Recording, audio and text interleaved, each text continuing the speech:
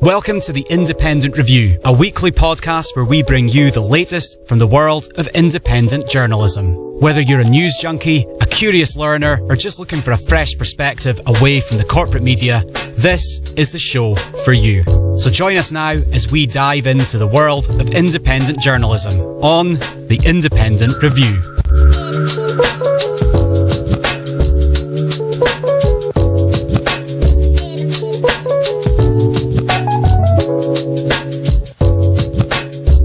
Welcome to the Independent Review. Today, let's jump right into an interview with Derrick, Broze, and Cristian discussing the issue at the border. We will then jump to a follow-up clip with Ryan on the East Palestine situation. Well, let's start today with the border conversation. Again, I had a really great conversation with Derrick on the Conscious Resistance yesterday about the Charles Lieber connection. And that you can check that out. I had that on the show yesterday where you guys can look at the links. But this is what we talked about on this little segment I'm going to play for you in a minute. And, technically I should have, I guess, pretended that we did it live, but I have a different code on, so it's not going to work. But we have ultimately, for those that have been paying attention, this kind of right. It's sort of like we talked about with the Venezuela situation when that was the focus, where there was the caravan and the migrants and the whole conversation. And as always, the two-party paradigm clouds the issue. Yes, there is a problem.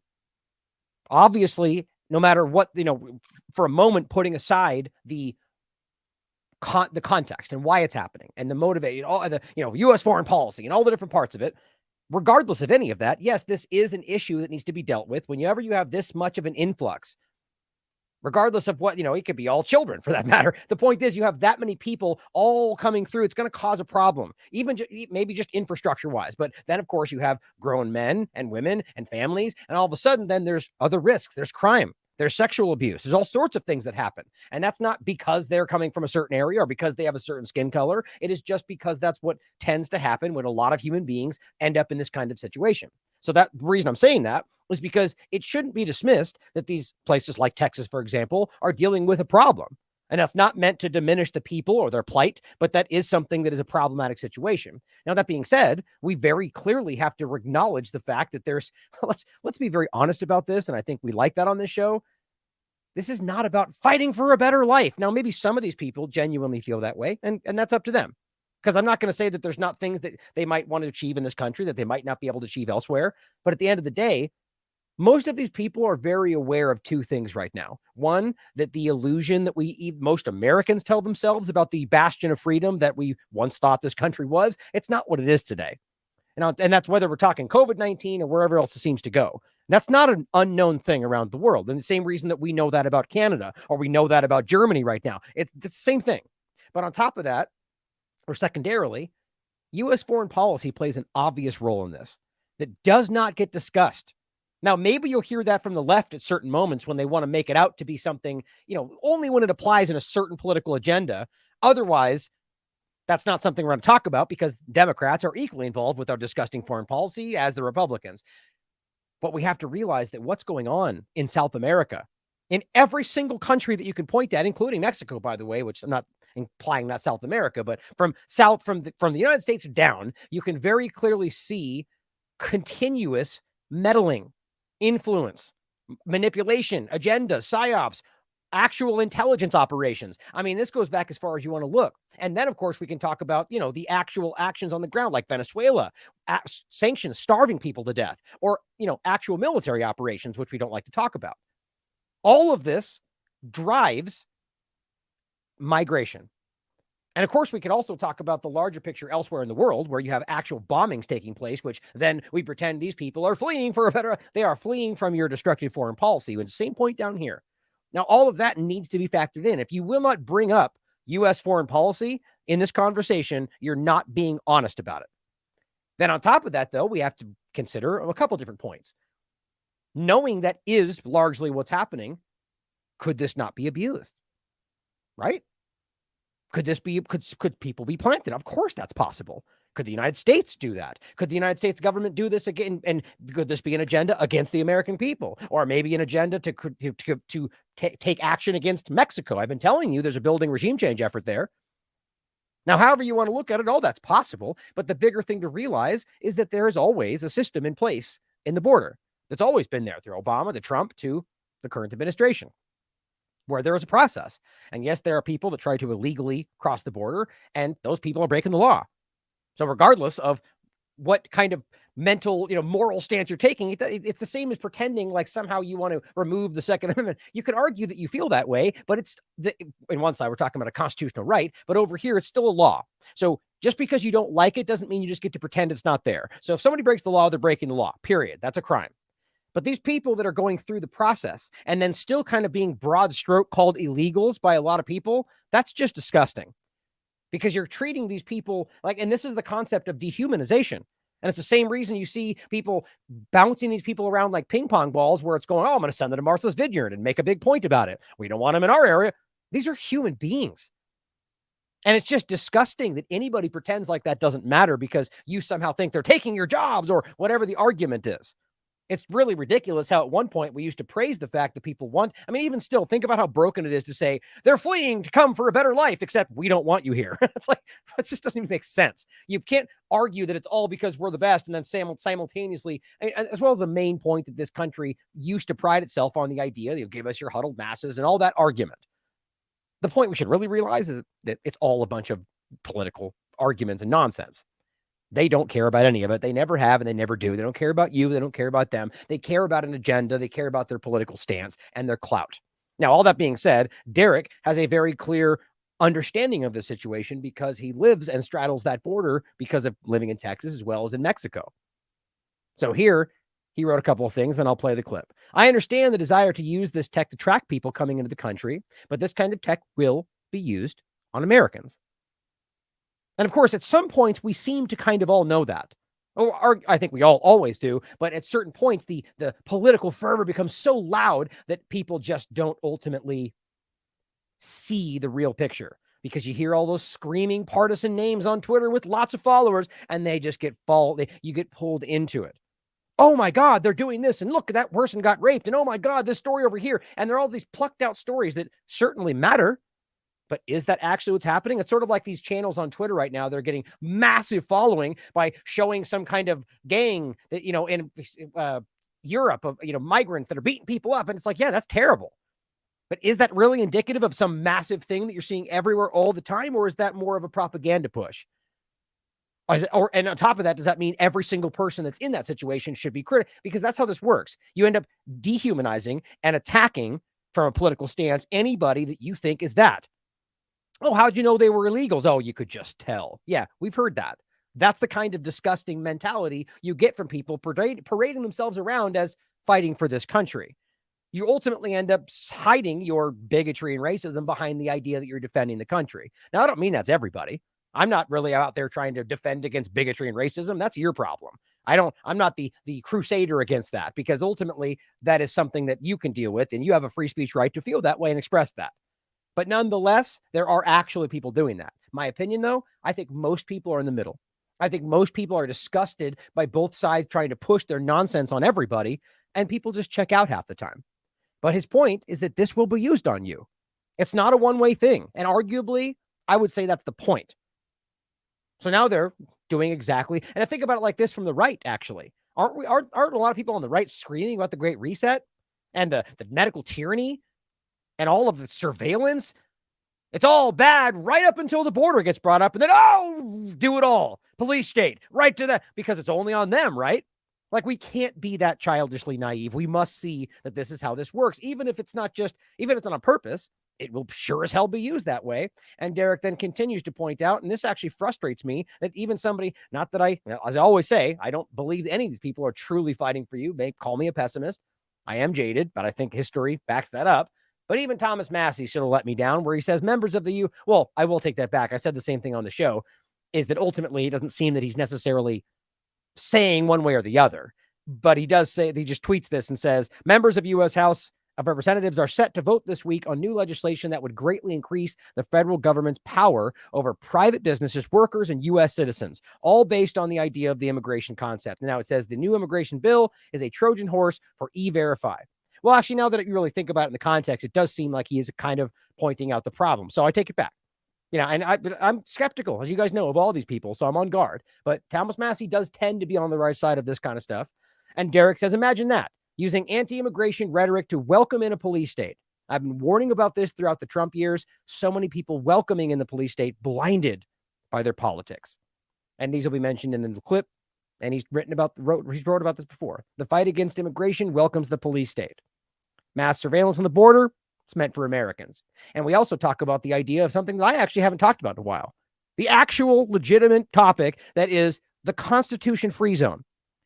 I mean, you can't have a conversation about the Constitution or freedom and then say the Constitution-free zone. You're an idiot if you think those things make sense in the same conversation. This is wildly contradictory and straight up unconstitutional. I mean, what else would you call a Constitution-free zone? It's quite unconstitutional, but this is the reality, guys. ACLU pointing it out. 100-mile border zone. It's actually much more than that, I believe. But realize this is not a joke. Based on the argument that they need to keep you safe from the whatever threat around and it's on Canada's side too, by the way. They have a zone where you literally your constitutional rights are suspended if and when they want. You just realize the entire state of Maine exists in this constitutional free zone limbo. How does that possibly make sense? That doesn't just go away. That's always there. So pretty much don't live in these areas, I guess, or all of Florida. Think about that and make sense of that for me. Now let's watch this clip, and then we'll go on to the next topic. And I really hope you guys will look more into Derrick's work on this. And by the way, as he mentions, he's going to try to get some discussions with some people on the border. Ask them, why are you here? Why are you actually migrating? What's really going on? What have you seen along the way? You'll never get that in honest from the corporate media.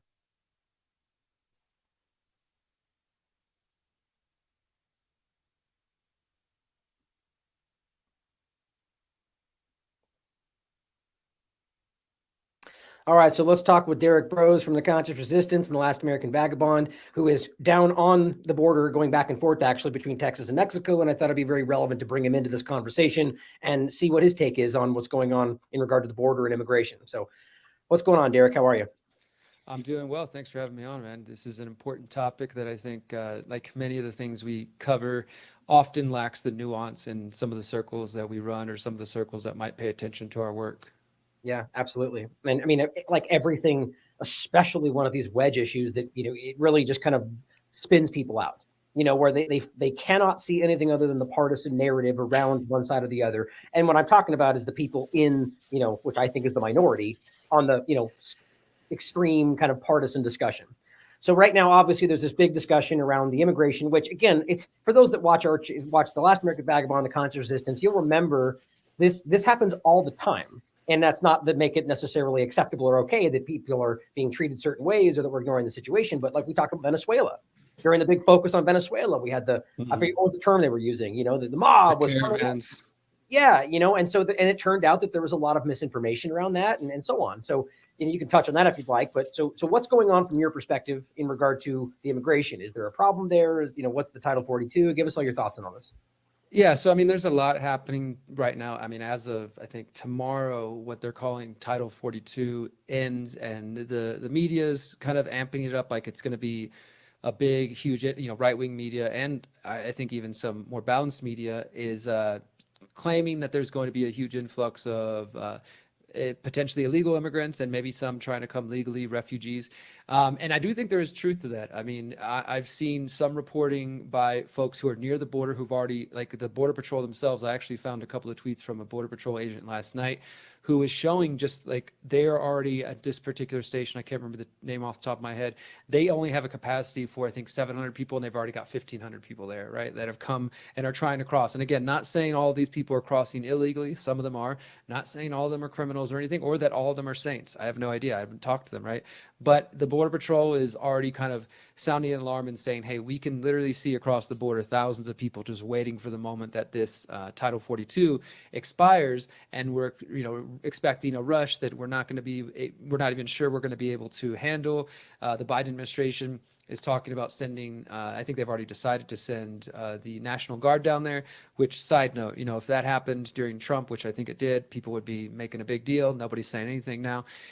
So even the Biden administration is saying and putting out statements saying, I read this last night, to the people who are coming, you're listening to disinformation. We are not welcoming you. Do not come. And in fact, you will be turned around. You will be sent back to Mexico. And then I can say, from living in Mexico, again, the Mexican government's not really taking a very welcoming approach either. In fact, where I live in central Mexico and throughout Mexico, you're starting to see different immigrants from Honduras and further south who are making their way, some who probably have visions of getting all the way to the United States, others who've just kind of settled into Mexico. And it's interesting because I think the U.S. gets a lot of hate from certain sectors of the political spectrum as like being racist or anti-immigrant, when, you know, the immigration issue is clearly complex and not just as black and white as like, hey, let everybody in, it's going to be easy and that'll fix things and culture won't get messed up and, you know, norms won't be disrupted or anything like that. There are some real concerns around that. There's also real concerns around the weaponization of immigration. And so I think it's important to note that even Mexico isn't very welcoming. Like for the people who are further south, Guatemala and other countries who are dealing with the ramifications of not only long-term decades of U.S. foreign policy and intervention and overthrowing of governments and installing puppets, like, you know, that's a history that exists and is real. And those results are still playing out, right? So there's regular people like us who probably just want to live their lives and are looking for a better life. And they've been told, or they believe based on what Democratic politicians have said, that they can make it to the US. That's clearly not the case anymore. Maybe it was to some degree. And, you know, you could look at different examples, but I think even the so-called left and the Democrats are recognizing that an open border policy, if that's what you want to call it, isn't really the answer, because you now have incidents where the migrants that do make it to Texas, well, then the Texas governor is shipping them to Chicago and shipping them elsewhere, which, you know, on just like a human rights, human being level outside of politics, really doesn't feel good, because it's just political games, right? This guy's using these human beings against this other guy. It's like, oh, we're going to ship them to a progressive city. See how they like that? Want the vineyard and make a, you know, these are human beings. It's just like they're trying to make political statements, and I think that does suck, right? So I hope that our audiences aren't the kind of people that get caught up in that stuff. Yeah. But even then, like the Chicago mayor is saying, "Hey, I need federal support. Like I can't. We're overcome." And then there was Brownsville down here in South Texas, right across the border. They have now, I think, declared a state of emergency, if I remember correctly from last night, saying that basically they've already got 1,000 migrants sleeping in the streets because their shelter. They said that their shelters can only hold a certain amount, and so there's people sleeping around and outside the shelters who can't get in. And then there's other parts of town where people are just, you know, they've clearly been flooded with an influx of migrants who, right or wrong, believed that they were going to be welcomed into the U.S. And even the Biden administration is not really saying that that's the case. They're saying, like, we're going to send you back. And so the whole thing about Title 42 ending, I think that they are amping this up a little more than maybe it needs to be. It is true that, yes, there are people at the border. There's constantly people coming in the border. That's just, it's a thing. And there's no perfect answers. But Title 42 relates to the COVID measures that Trump put in place. And so since the Biden administration has now declared the emergency over, that effectively ends the immigration measures. You guys might remember back in 2020 when Trump started restricting immigration from China and elsewhere. And then also up until just, I think, tomorrow, unvaccinated foreigners haven't been allowed to the United States for going on 2.5, 3 years now. So that's what's coming to an end. And as part of that, those restrictions, those like more kind of COVID immigration restrictions are being lifted. So we're not going to anything new. We're going back to what it was prior to COVID. And I think that's an important point for people to make, because I think some people are interpreting this as like Biden's doing something new because he wants to flood the U.S. with immigrants, but it's really just going back to where things already were. And neither of us are here supporting either side, really, the Biden or Trump. You know, it's just the reality here. And what's interesting is it's of course, this is always how this works. That we talked about, there was like the trans Second Amendment kind of overlap, where suddenly you've got Republicans who are trying to maintain, without saying it, a COVID measure that stops people because of COVID-19, which if that was put to the point, they would argue a very different story, because a lot of their supporters don't even believe in this stuff. So it's very interesting. But of course, they're arguing it from an immigration standpoint. But your point is, and people want to look this up, it does stem to the idea of a public health measure.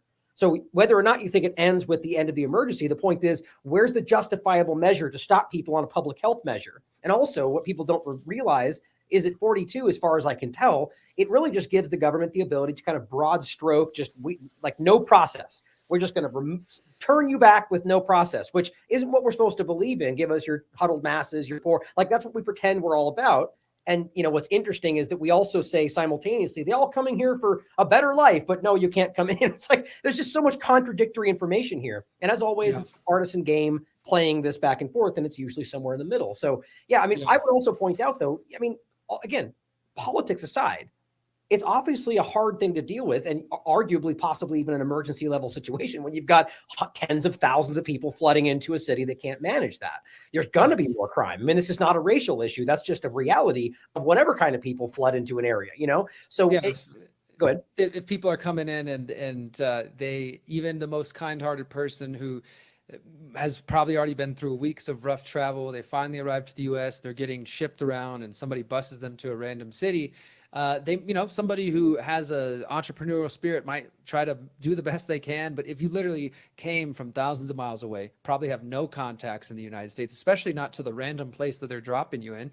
There are some people who eventually they get hungry and they might need to go, steal something to try to make some money. I'm not condoning anything. I'm just saying when people are put through very difficult and harsh circumstances, that often is what pushes people to commit crimes and to, just to try to survive. So again, not condoning or anything like that, but these are not perfect situations. And I'll just mention one other thing is that to tie into the immigration thing, the Title 42, there's a bill that I tweeted about yesterday that I don't think is getting enough attention right now. And I actually, myself just learned about it. Let's finish with that, if you don't mind, because that's the important part of this. I think that you and I really just always harping about is how any of this stuff, whether justified or not, very clearly segues into the police state, the technocracy discussion. But before we get to that, why do you think this is happening from your perspective? I know that you even just mentioned, well, I'll let you say that what your upcoming work may be, if you want to mention that, but ultimately that, there's a lot of obvious overlap with aggressive U.S. foreign policy that is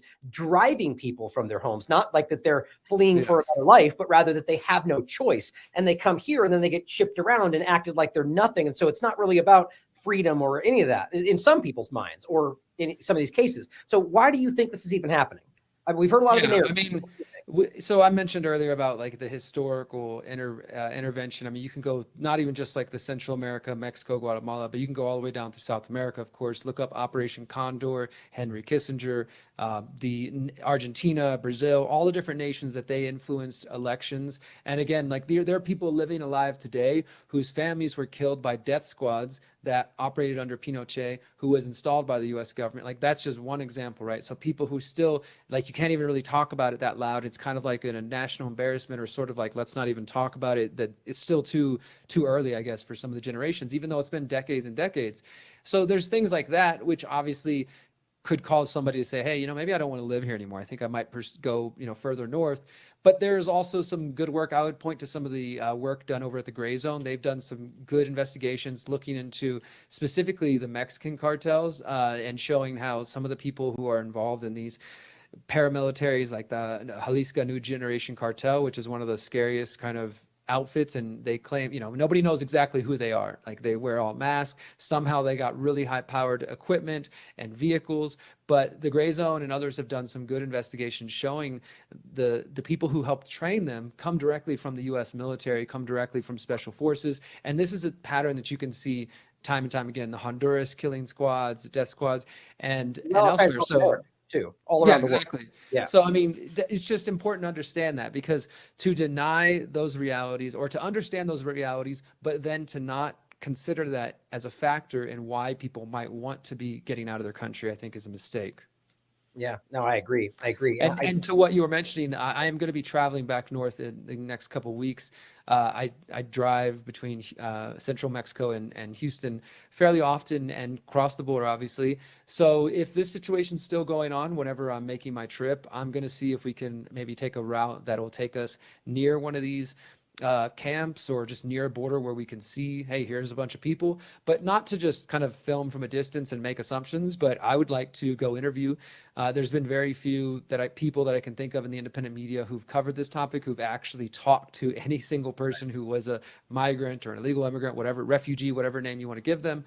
And that's what I would like to do, is to really just hey, why are you here? Where are you from? What's your name? What are you in pursuit of? And is it really hey, I'm a single father and I got family back at home and I need to make money for my kids?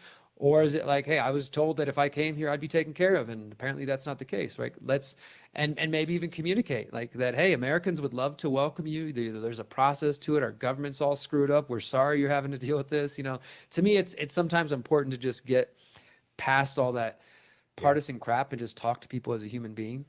Absolutely, man. And I definitely think that what you said, the latter part, what you said, that's part of it. Has to be. There's some level of people that are just being convinced incorrectly that is the case. And that's arguably a right perception of what the left is saying, which is not even truly what some of them are saying. Like, you get this kind of spin out of the two-party paradigm where just nothing is real anymore, and so it's very hard to see. And one last point I would say before we finish with the kind of police state part of it is that you have a lot of people that are just kind of naming any immigrant illegal. And what's reality is that, yes, there's plenty of people that illegally cross the border. And whatever your opinion on that is, there's a law that's in place and that's illegal. So that should be dealt with as a crime, regardless of any other context. But on top of it, though, you do have a lot of people that are actually going through the border. And because they disagree with what they perceive as Biden's policies, then everyone just by default is an illegal. And I think that it's the whole point. If you dehumanize people, then it becomes much easier to cast them aside, to treat them like the problem you want them to be framed as opposed to just human beings that are being used as a pawn in all of this. And it's an obvious but a point worth repeating that throughout our not too distant history, groups of people have become othered. They're the other. They're not one of us. They're other, and that can lead to very dangerous places. Like, for example, whatever your opinion of the border situation, I think most people could objectively, if they're capable of being objective, look at the situation we saw during the Trump years, and which is worth pointing out does continue into the Biden era. There's just no outrage about it as far as the children in cages and the parents and the people being separated. Like, that stuff continues, and I don't think that there's any parent who could look at that situation and say, this is a good situation. Like, this is working out. Like, whatever you think, whether these people should be here, came here illegally, et cetera, nobody is going to look at a situation and think that the U.S. government separating a parent from a child it's going to lead to anywhere good. And I think anybody logical can agree with that. I would say the bigger point for me politically is the obvious reality of how none of them care about either side of it. If they can clearly care one day and then not care the next, then it's really political. And that's the grossest part of all of it, is that they're using these people, like we just said. It's all political games, and that it makes it very difficult to see it any other way. We just got to stand back and realize that these are human beings that are suffering. They're trying to make the best of the situation. And you have politicians out there flipping them in the air like coins, trying to make this land a certain way. And it's really hard to watch, but let's finish with this part of it, because I think this is one of the most relevant parts of kind of where this goes, that regardless of the reality of the situation or not, that you wrote here's Thomas Massie, of all people. Members of the U.S. House of Representatives are set to vote this week on new legislation that would greatly increase the federal government's power over private businesses, workers, and U.S. citizens. Well, I will actually say that it doesn't. I agree. So give me your thoughts on this.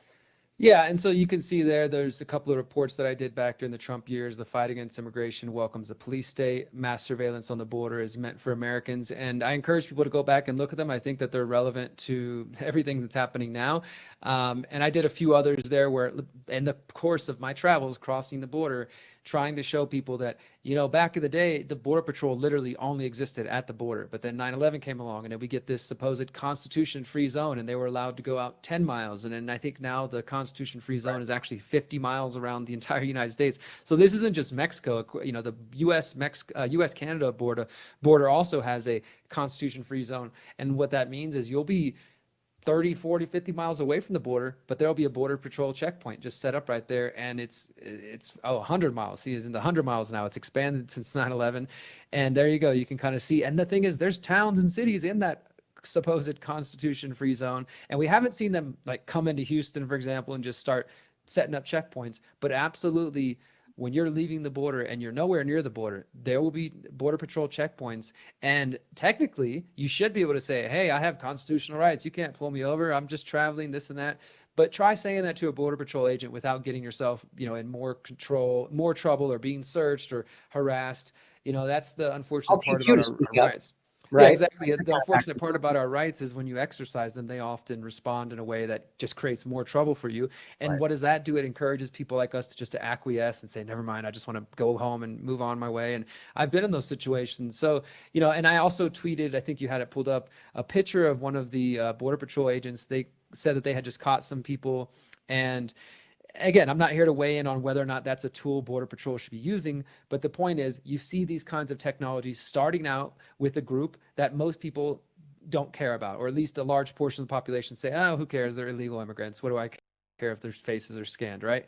But there's also examples of this already being tested at airports. I've had friends report that they've seen it where they were getting on the airport and they are on the airplane and they tried to do that for them. And they asked them like, hey, is this mandatory? And they said, no, it's just a new, a trial program. But of course, if you don't say anything, they just go, they just got to scan your face.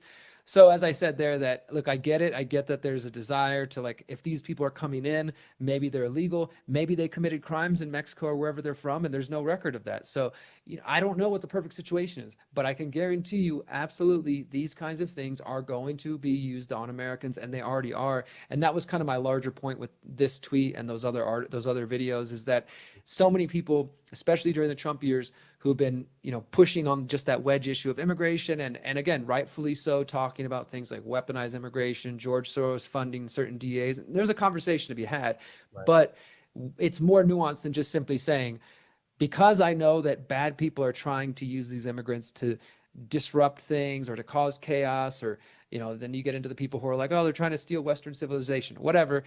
The reality is that these tools will be used on you. Right. That the mass surveillance on the border that they claim is just about keeping you safe is going to be used on you. That includes drones. That includes, during the Trump years, they were talking about creating a digital wall that would be just a wall of facial recognition cameras and automatic license plate readers and heat-seeking drone, blah, blah, all the fun toys they have. These things are going to be used on us, not just on the immigrants or the refugees that you may or may not like. And yeah, and if you want to speak about losing your society, let's just jump past this topic and recognize that a technocratic security state will be the absolute end of everything we think we know. So yes, exactly. The cultural mix is something people can, you can concern yourself with whatever you think is important, but just recognize that if you think that's part of it, the stepping stone that they're using that as a stepping stone is the absolute, right? The technocratic panopticon direction is the absolute end of it's a globalization direction, and so we're right to be concerned about where this ends up going. And I actually kind of forgot about this, and it's really, I think we even need to talk about this like years ago, right? What blows me away is that if you think that your constitutional rights matter to these people, explain for me how it's possible that the entire state of Maine can exist in this limbo of non-constitutional rights. It's mind blowing. The point is, we're so far past. We live in an illusion right now, if not always been in one, about the fact that we think, they care about the Constitution insofar as that they want us to continue thinking that we have power, right? And that is some level of power, in my opinion, right? Because they have to consider how it will be perceived and how the mob will respond. But if you really come down to it, in my opinion, if they really wanted to, none of these things matter anymore, and I'm not trying to scare anybody. We just need to be real about where we are, I think that's a fair point to make and a fair conversation to have. I'll just end with this. I often kind of have my that thought in my mind, like, for just as one example that's been in my mind lately is people getting excited about RFK Jr. running for president, or really anybody. And again, that's not a jab at any particular person, but in his case, this is somebody who's speaking out openly now about his uncle and father being murdered by the CIA, or at least not the people we're told, and yet is running for president. And to me, it's just like how you can kind of square those two things. Obviously, I get the idea of spreading a message, but in my mind, like one of the questions I want to ask him is, how do you know that information and then turn around and expect people to vote in that system and think that that's going to achieve something? It's a great point. It's just about questioning.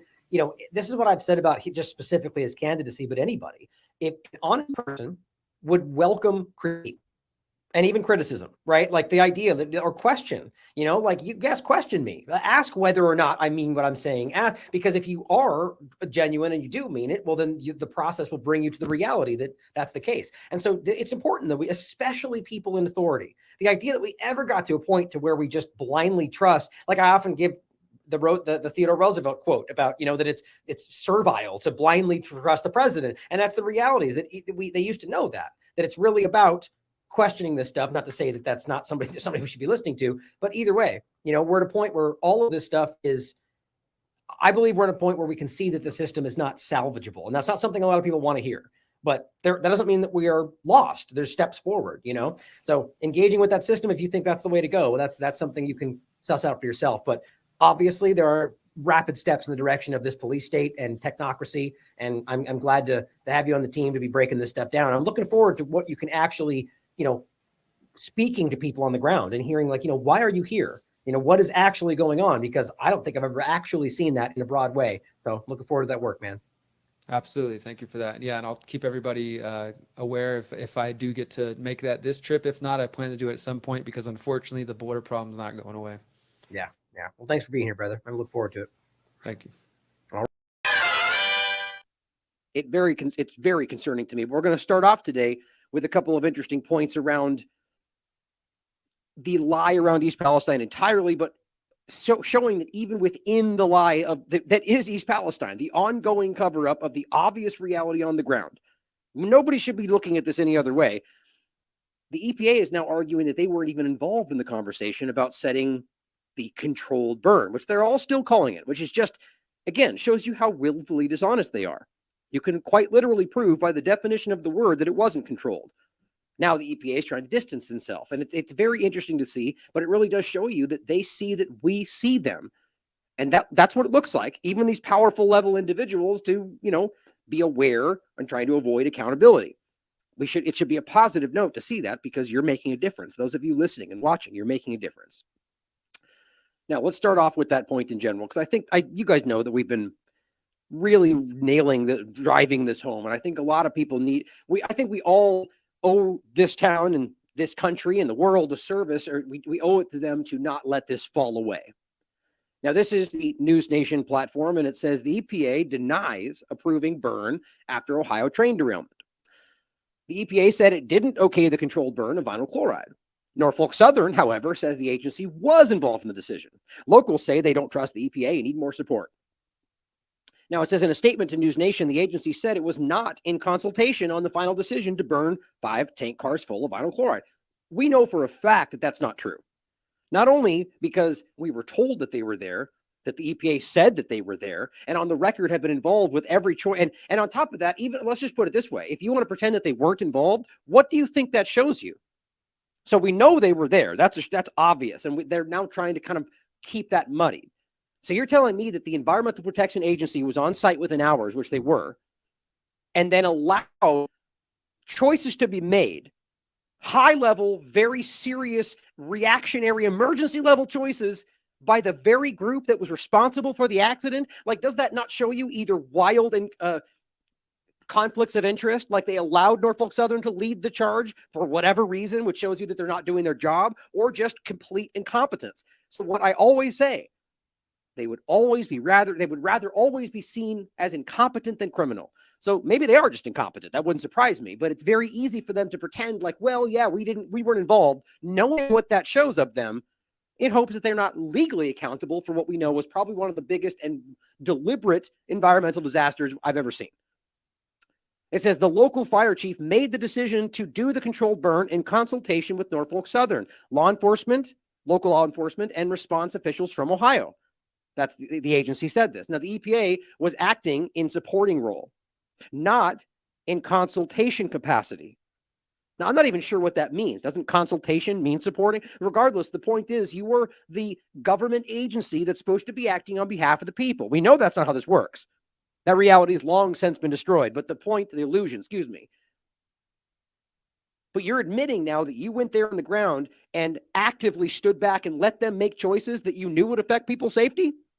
I mean, that in and of itself seems like that should be a criminal charge. Regardless, this is kind of pathetic because we can prove, and we will in a moment, that they were. On March 9th, Norfolk Southern CEO Alan Shaw told Congress, quote, that decision was made by unified command under the direction of the incident commander. So at the very least, Alan Shaw believes that he can put himself, if he's lying about that, that's a crime in and of itself. So whether he's, bottom line is he put his own name on the line to be able to make the argument that the EPA was involved. And if that's a lie, that's because he probably knows that he made that choice and he's accountable for it and wants to blame it on somebody else too. But either way you go at this, they're all responsible, all of them. Having him make that monumental decision in regard to the fire chief doesn't seem logical to me. Not sure why exactly, but it says former EPA minister said that Judith and it said this. Now, is that because ultimately the EPA should have been involved, or that it doesn't seem logical that a fire chief would be involved with the decision of a burning situation? I'm not sure where he's going, but it says, quote, further, I was in a meeting with the EPA recently and asked them why they signed off on the decision to do the open burn. See, even he points out it's an open burn. This is how dumbed down this stuff is. Now, ask yourself whether you think these newscasters on CNN or Fox even know the difference or even care. But the point is, they all parrot the controlled burn. Even Scott C. Smith's interview with the guy who knew what he was doing called it controlled burn like 7 times in that interview. There's a reason they're doing that. But nonetheless, it's the most it's calling red black, right? We are like, that's obviously not red. Oh, just keep saying it's black. Just keep saying it. As long as you keep doing that, well, some people just go along. But it says, and they told me they did not sign off. Okay, well, then they're in trouble, right? Or rather, that's a juvenile way to put it. But the ultimate point is that they are accountable for allowing what happened. So even if you think they weren't involved, I think it's kind of crazy. They don't realize that by pointing out, even if they say they weren't involved, it's still your fault. That's what happened. That's what it's like to be a leader, even though that's not the best word we should use for these, authority, in charge. But as a leader, you are responsible for the actions of the people underneath you. It's a very poor leader to say, I didn't do it. It was that guy's fault. Somebody who you are in control of. That's the worst. That's a coward is what that is. And that's what you're seeing here. Resident Jamie Koza organized that meeting and now heads a local council fighting for justice. She says, quote, obviously, now this is a resident of East Palestine. Here's what she has to say about it. And this is what's so crazy. And this is how obvious this is. She says, obviously, there's no transparency and there's no communication. We're 3 months in. This is like the ubiquitous answer from anybody in East Palestine. And that's not hyperbole. Among the different agencies that are on the ground, no transparency, no communication, she says. She says, quote, the EPA told us that they were consulted about the controlled burn. They were in the room when the decision was made to do the controlled burn. That is what they're being told by the EPA in their hearings, or rather town halls. It says, she says they're now pointing fingers to take the blame off themselves for a poor decision that was made. I think that's, certainly possible. I think it's far more than that. I don't see how it can't be. Like, this just can't be as simple, in my opinion, as a clumsy accident. There's something more here. I felt that from the beginning, but that's my opinion. Now it says, and by the way, just a quick point for those who I've talked about this in the past, right now, it seems there's a huge storm rolling over. So just heads up, if something happens and we lose connection, I'm most likely okay, unless it's a tornado, which is certainly possible where we are. It seems to happen every 30 seconds. But just so you guys know, if we lose connection, that's most likely why. The local salon, it says, she goes on, paid to have people's hair cut. That's not helping the community. Like, she's basically pointing out this is the kind of nonsense they're doing. That's promoting Norfolk Southern's narrative that everything is okay. Come back to town. You give my kid cancer and infertility and you want to give her an ice cream cone? That isn't helping us. That's adding insult to injury. She's right. Why would people need, what people need is vinyl chloride tests. Now, it's her opinion, and I agree that's one thing, because right now we've already shown you they're literally being told they're not going to be given because the CDC claims the testing period is over. What do you mean? Why are they in control of independent testing that I can pay for? Well, they're not. But yet, for some reason, these local testing groups are being allowed, they're standing back and saying, sorry, we can't. Think about how crazy that is. They have no actual control over this local testing, but they are not responding. We have 2 videos now, people trying to get tests, saying, I'll pay for it. And they're like, sorry, you have to talk to the doctor. I don't know. They can't even talk about it. She says, we need air purifiers for our houses. We need independent agencies. And don't forget, the woman just told us she spent $5,000 on that high-level filter they suggested, and then they told her they wouldn't pay for it. She's the woman that they escorted out by police when she tried to show them photos of the disgusting water in her bathtub, even though they told her and swore up and down that it was completely safe. They're not giving the community what they need. They're using our businesses to create this narrative that we're okay and we're not okay. I just can't stop thinking about how crazy this is. And for no other reason. It's crazy for a lot of reasons, actually, but the main reason for me is just simply because we can all see it. Literally everybody can see this. And what's the other narrative? What, are they lying about all this? Certainly possible, but I don't even hear that being spun. It's like we just don't care. Well, guess what, guys? They don't care. And we've been telling you that for a long time. Well, here is Biden's own fact sheet from February 17th. Within hours of Norfolk Southern train derailment, the Environmental Protection Agency deployed a team to East Palestine to support state and local emergency and environmental response efforts. So just so we're clear, we know that they were there within hours, which means every single moment thereafter, they were responsible. Every choice that was made under their supervision is their responsibility. On top of that, we also know that they were involved with that decision because they've made that clear in different press conferences. Apparently now they just think you're too dumb to realize that we know that already because they're trying to change the narrative. Well, I also want to point out a few other things before we get into the focal point of today, which is that don't forget that in the beginning of all this, or rather early March, YouTube was censoring our East Palestine content under a guise of medical misinformation, a show that was literally only focused on dioxins and East Palestine. Right? And none of this was hyperbole. We were reading directly from period studies about what dioxins are and what they can do, and then going, well, we don't know. Maybe there's something going on there. That was early. And they censored it under medical misinformation. Point is, it's clear that there was already some level, which we know, by the way, is an arbitrary, ridiculous censorship tool that they use that doesn't even normally half the time apply to medical information. So here we are, where there was a level early on, they were being, I would argue, given direction to suppress this kind of content. Well, we all also remember something very important. Another shout out to Helen of Destroy, that on February 11th, before seemingly anybody was talking about this, interestingly, everybody was distracted by Chinese spy balloons. I wonder why. The point was that on February 10th, we know this just happened, right? It was sitting there burning. People were already getting sick. Nobody knew about this. Nobody's talking about it. Not even Tucker Carlson, who suddenly on the same day we did, made a big point about it. So why did it happen? Why was there 10 days where this was not being discussed? I said this in the very beginning. That doesn't even make sense. There must have been social media coming out, but weirdly, nobody was talking about it. There was only 2 real main accounts that I was seeing focused on. Anyway, I wanted to give her a shout out for trying to get the attention of the masses to this important story on the 11th. Sure wish there was free speech, which includes freedom of reach on this platform. Only today is the story getting really discussed. On top of that, adding one more point to this, I think it's almost hilarious how we see the propaganda from the narrative side of this, like the social media hasn't even caught up yet. Right? So they're over here going, we weren't there, we didn't do it, we weren't involved. Here's Republican Senator J.D. Vance back on March 9th saying that media and politicians were slow to respond to the Ohio trail derailment, in part because the residents of East Palestine are a little too white, which regardless of his reasoning, the point is that was true, that they were slow. There was no real focal point or discussion until way after the fact. But then here's the point. Such a liar. The EPA was there within hours of the derailment. Biden offered to, okay, well, here's their points. Well, that suddenly doesn't work out because now they don't want you to know that. I just think it's funny how now this same person will probably go, oh, wait a minute.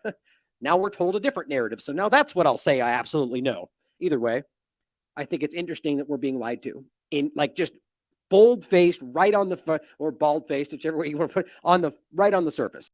Now let's take a look at a clip from the Thacker Pass lithium mine from some protesters on the ground.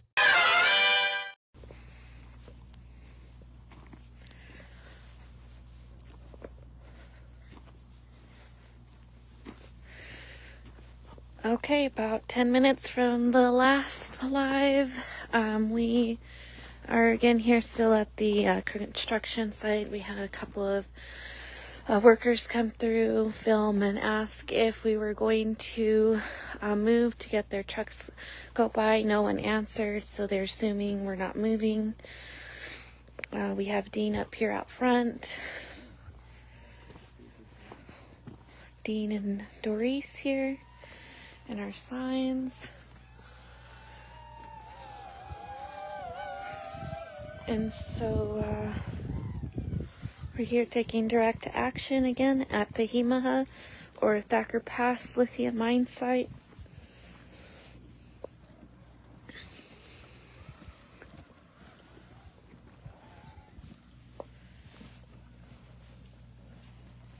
And they're also taking video of us.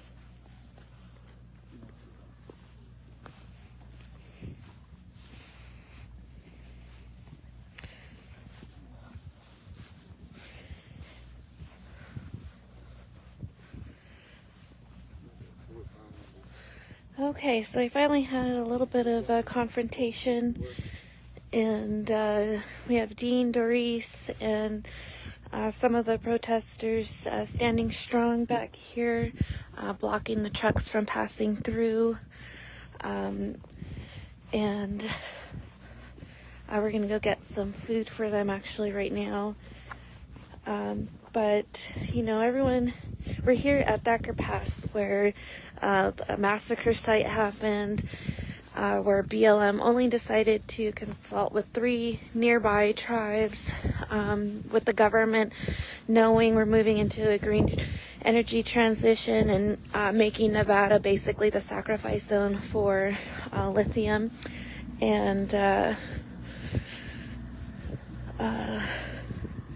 we're saying there should have been better consultation.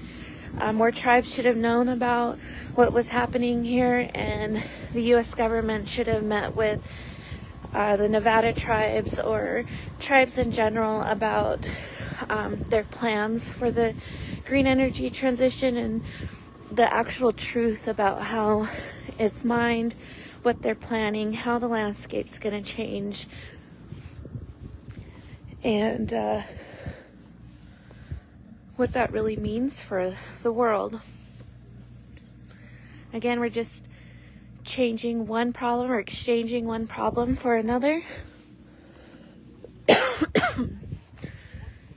Gas-powered vehicles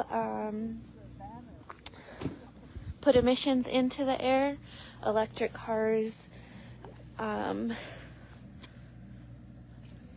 they stay inbound or within the battery, so there's no emissions that come out. However, you need 4 or 5 different mines to be able to get the minerals needed for those batteries, which mining is not green.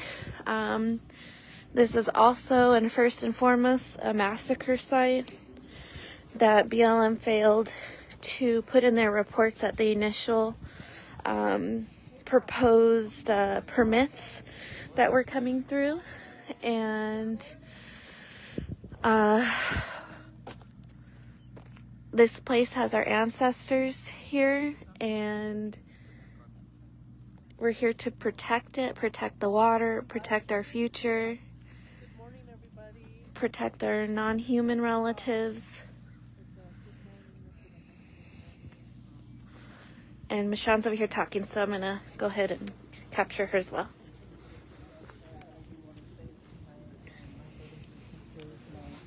People across Indian country and across the world, all the indigenous people.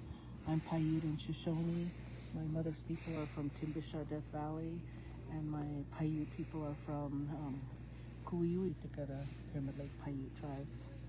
And it's been a long battle. Our Indian people, I always remember all my life. I always say all my life. That's all we've been doing is campaigning or talking out against what is wrong, and this is wrong. Destroying sacred places, and when we say sacred places, that's really important because I know there's a lot of people out there say, oh, Indians say everything is sacred, but everything is sacred. But however, places like this, Kahimaha, Thacker Pass, our ancestors lived and loved and died here. And during that time, and a lot of you know this, our people prayed all day long. So when they woke up, they greeted the sun like we did this morning, and they prayed. And then when they went to the water, they prayed. When they washed up or to get a drink of water or to get the water for that morning, they prayed. When they went to eat, they prayed. When they went to pick the berries and the grass seeds and the wild onions, they prayed. When they were making baskets, they prayed. When our folks were making their tools, they prayed. And they prayed when they hunted. They prayed when they killed any animal for food. And then they prayed. That was prayer all day long until the nighttime. And so that's sacred. That's true spirituality. And today, archaeologists can't measure that. They can't measure our language, and they can't measure our spirituality. And archaeology has become a business, and that's what this is. So last June, an archaeological firm came out here and excavated thousands and thousands of our ancestors' cultural items. And now all those thousands of cultural items are probably at their lab, and they're going through them and they're studying them and they're measuring them and they're writing opinions about who we are as Indian people. And they don't understand that they can, maybe they can measure those cultural items, and maybe they can write a book or write an essay about them or go on speaking engagements and write about that, but they're forgetting the main part. They're forgetting the spirituality and the prayers and the language that was put in those items. But they are disconnected from that because they're disconnected because of their science. So they can't, all those archaeologists that were out here excavating, they don't speak the language, so they can't say whose items they are. That's part of colonization. I bring that up is because you heard earlier Will talk about the traditional cultural place, traditional cultural property, a traditional cultural district. That's what this place is. I want to go back a little bit from 1864 into 1868. There was a war on Paiute and Shoshone Great Basin people. Hundreds of massacres took place right after the Civil War. So people were coming out of gun-toting, and Nevada and California were asking volunteers to come here to fight Indians. And of course, you have a bunch of racist Civil War after the, they're already bloodthirsty, have guns, and they want to continue on and fight. And so they come here to volunteer. So the cavalry was attacking, and as you've been aware, there was a September 12th, 1865 massacre. I'm not going to go into that because I did hear the gentleman before me talk about that. I do want to talk about all the massacres that occurred to get rid of our people. After those massacres occurred, while those massacres were occurring, you think about it, 1868, 1869, 1869, 1870, that's when they're starting to Congress is starting to look at the 1872 General Mining Law, which is in still effect today, an outdated 1872 mining law. Our ancestors didn't have input to that mining law. Our ancestors were fighting, were trying to protect themselves. And when the miners were coming over this way and immigrants were passing through Nevada, they didn't want to stay in Nevada. They look and people probably look at this and say, oh, that's nothing. It's okay if they mine there. This is something. There's food and water and all kinds of things here. But that's what was happening in Nevada during this time of all the massacres between 1864 and 1868. You think about 1869 and 1870 to 1872 is when Congress is creating that 1872 General Mining Law, which is a fiasco. And every time somebody tries to change that law or even have hearings about it today in 2023, those hearings get stopped. So I'm going to go back again. So after those massacres in 1864 to 1868 and 1865, when the massacre happened here, as Indian people, if you're seeing this, you know how important and how sad death is. But we also know that we have ceremonies for our dead that go on. We do proper burials in the way we've been taught. And our people, when they were massacred here, I know that the cavalry, after the massacres, the cavalry posted their men here. And when our people tried to come back to reclaim their dead, to rebury them and maybe sing those songs for them and put them away traditionally, they were shot on sight too, because the cavalry and the government knew that how important death was to our people, and that the living would come back and try to retrieve the dead. That didn't happen here. That didn't happen in a lot of places. And all we were asking was acknowledge that massacre, and that massacre in 1865 is part of the National Historic Preservation Act. So why is it that the government doesn't get to follow the National Historic Preservation Act? The National Historic Preservation Act is to assess historic properties. They did not assess the historic properties at this place. They went against their own law, the NHPA, and that's wrong. And so through all the environmental impact statement regarding the National Environmental Policy Act, that was one of the guiding laws that permitted this project, the National Historic Preservation Act, the Record of Decision, the cultural resource inventory, the historic properties treatment plan, none of those mention that massacre. That is absolutely inappropriate, and it's wrong. So are you trying to hide and sweep that massacre under the rug? That's absolutely inappropriate. So going back again between 1864 and 1868, when all the massacres were taking place and our ancestors fighting back, after the people that survived those massacres, a lot of them hid in these hills and these mountains all over the Great Basin, not just here. And when they were hiding, the cavalry started to round them up, and they would march them, you know, with bayonets and guns to their heads. They marched our people to Fort Bidwell, California, over here to Fort McDermott, Nevada, and also to Fort Churchill over there between Yerington, Nevada, and Fernley. In that area is Fort Churchill. And our people were getting marched around. Then they marched our people up to Oregon, to the Malheur Refuge area. And after the big other wars started to take place, then they marched our people January 1875 up to Fort Simcoe by Yakima. That's why we have our Paiute relatives up there too. And terrible things happened along that way. People dying, old people dying. They had to march. And can you imagine in 1872, 1875, in January, from Oregon to Washington, going through passes and hills, there was knee deep, if not waist deep, snow. And so that's the suffering of our people. And other people, you know, maybe non-natives go, oh, you Indians have to get over it. No, we carry that trauma with us. That wasn't long ago. And so our people, we've suffered a lot, and that's not taught. How many of you heard about this 1865 massacre, or that there was a war to annihilate and massacre Paiute and Shoshone people and people in the Great Basin between 1864 and 1868? And how many people know that we had a trail of tears from Oregon to Fort Simcoe, and we still have Paiute our relatives up there?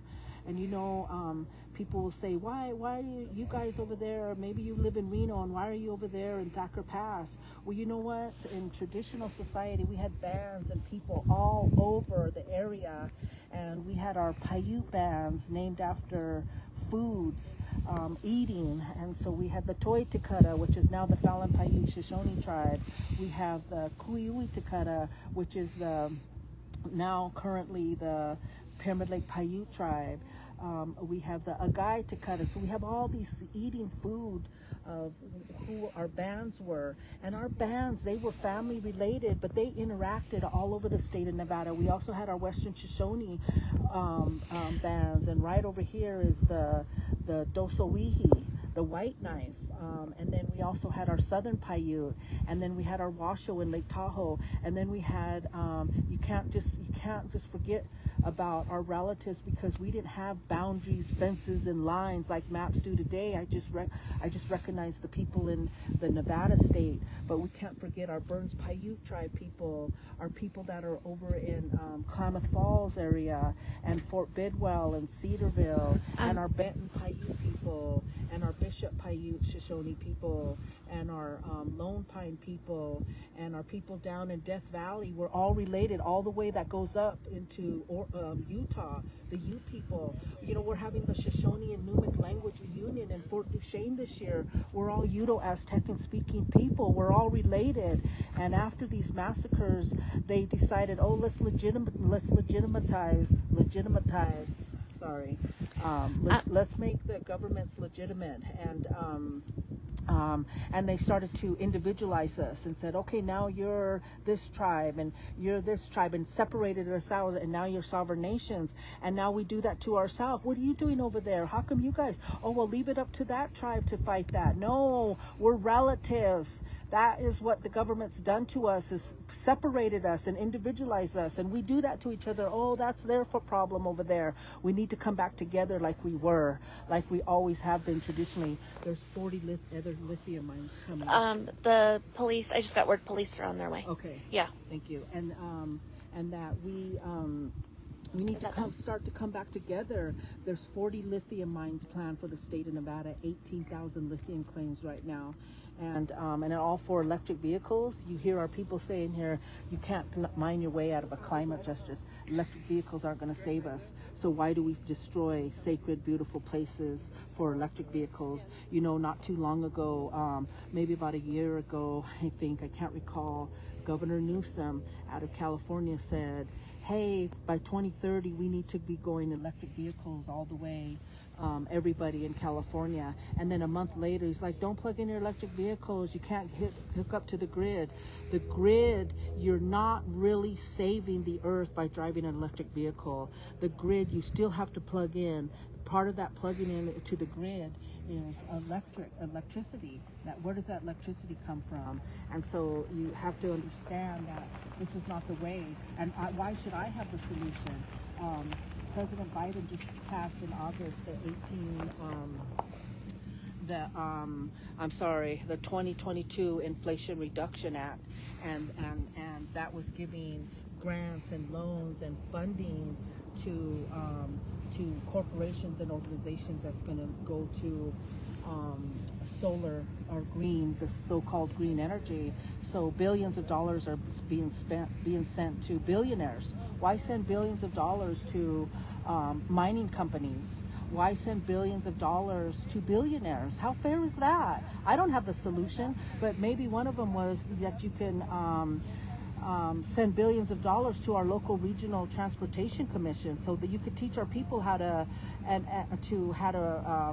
ride the buses and slow down on the vehicles. It's been a problem. We have a problem here in America, and Nevada is now the new sacrifice zone. So I'm just saying, Paiute and Shoshone people, we're all related. We're all related, and it's time to stand together and understand that the 1872 mining law needs to be changed, and also these laws, these national laws that have been set up, National Environmental Policy Act, National Historic Preservation Act, they can just squirt them or bypass them and not even pay attention to what's really happening.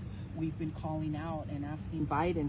President Biden's been asking his agencies, revamp your consultation policies, talk with the tribes. Well, Biden, you're at the level of as these 28 chairmans and bands in the state of Nevada. Why don't you come over here and do some true consultation? And Deb Holland, why don't you come walk this Thacker Pass?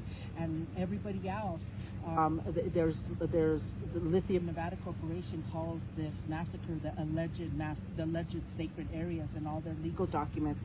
This happened here. Nobody's lying. It took place. We have the documents and the oral histories, and it's time to stop sweeping the massacres under the carpet and start to understand that this is destruction. This is not green energy, annihilating a whole mountainside and annihilating sacred burial sites. And, for non-natives out there, when you think of burials, it doesn't say cemetery and that there's a grave right here and we put a cross on it. It means they're scattered all over here, our relatives. And what that means is now if their bones are disintegrated, like the gentleman before was saying, 3 years after the massacre, a surveyor wrote down, hey, this is where that Captain Payne whipped a bunch of whipped Indians. And I see there's skulls and bones still laying around here. That's in the surveyor's notes. And so if those bones aren't laying here anymore, then they're a part of the earth. The animals, maybe, they're a part of the sagebrush. They're a part of all this land that we're standing on. And you have to recognize that. I don't know if we talked about a little bit of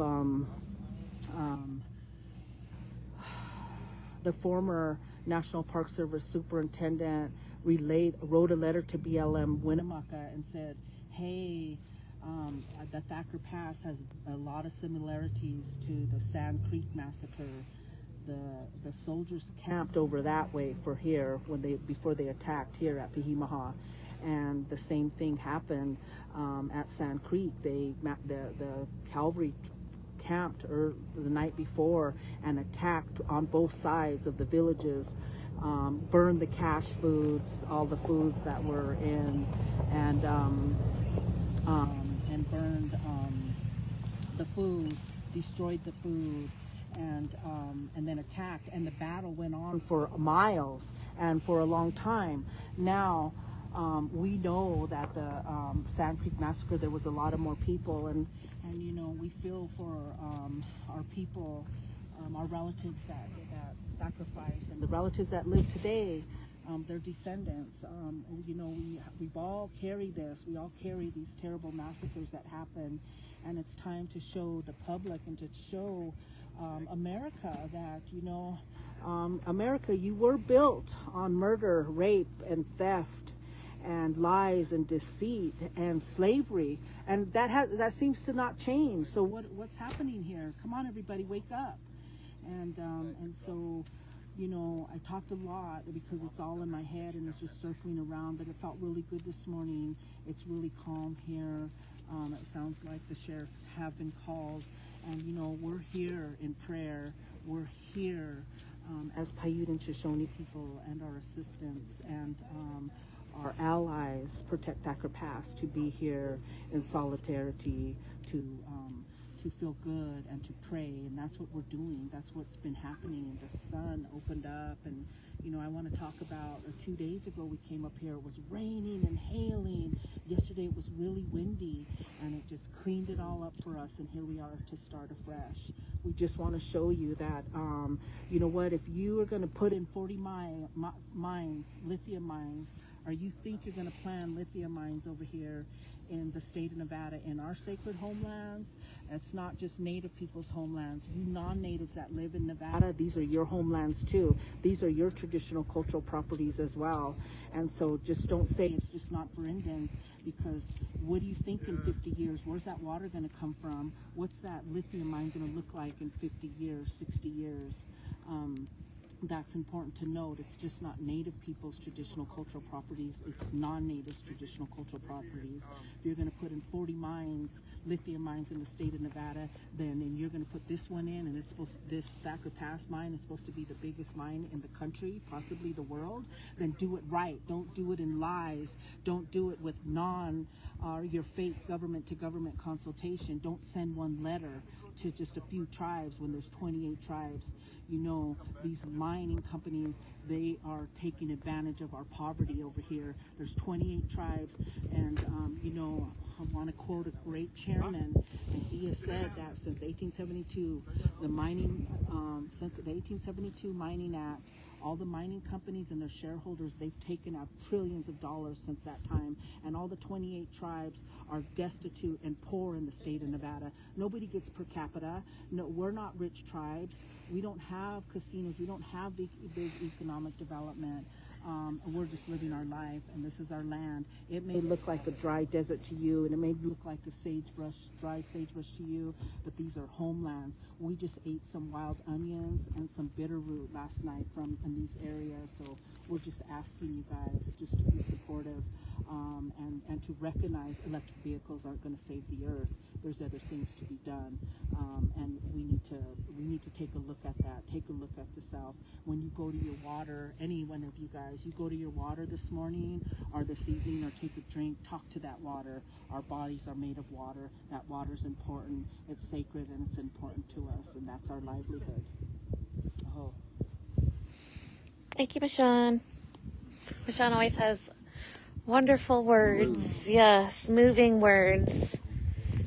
Because I think reality is we're trying to decolonize our minds so we can remember what our people have been through, what our teachings are, and how we're going to help the world, or our future world. And we keep saying it, we're all related, and we have to remember that because the government is trying to conquer and divide and keep tribes separated, so we can't we don't have a bigger voice. So we have to continue being supportive of one another, and protecting our sacred areas, and gosh, it's just a lot to think about in our future. And, you know, should we really be driving our cars, or maybe we should go back to riding horses, or like we said, public transportation, more community food programs, or food or gardens, I guess. And there's just so many other ways that we could be a little more green, what is truly green, and living more of a simplistic lifestyle. But we know that's all hard for all of us.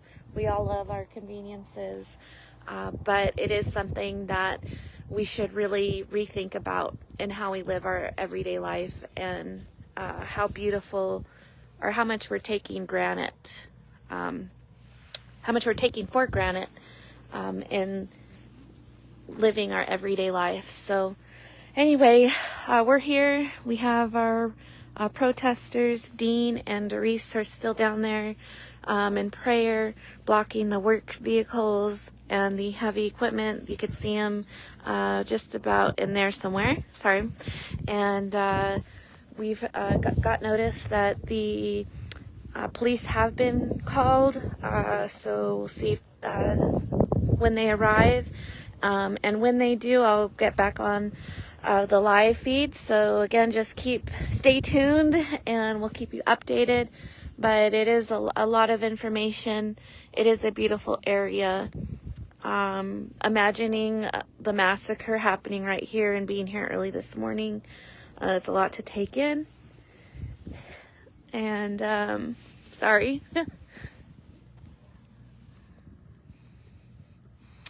We just have to create the better future for all of us. So I will talk to you guys in a little bit. Bonidwa.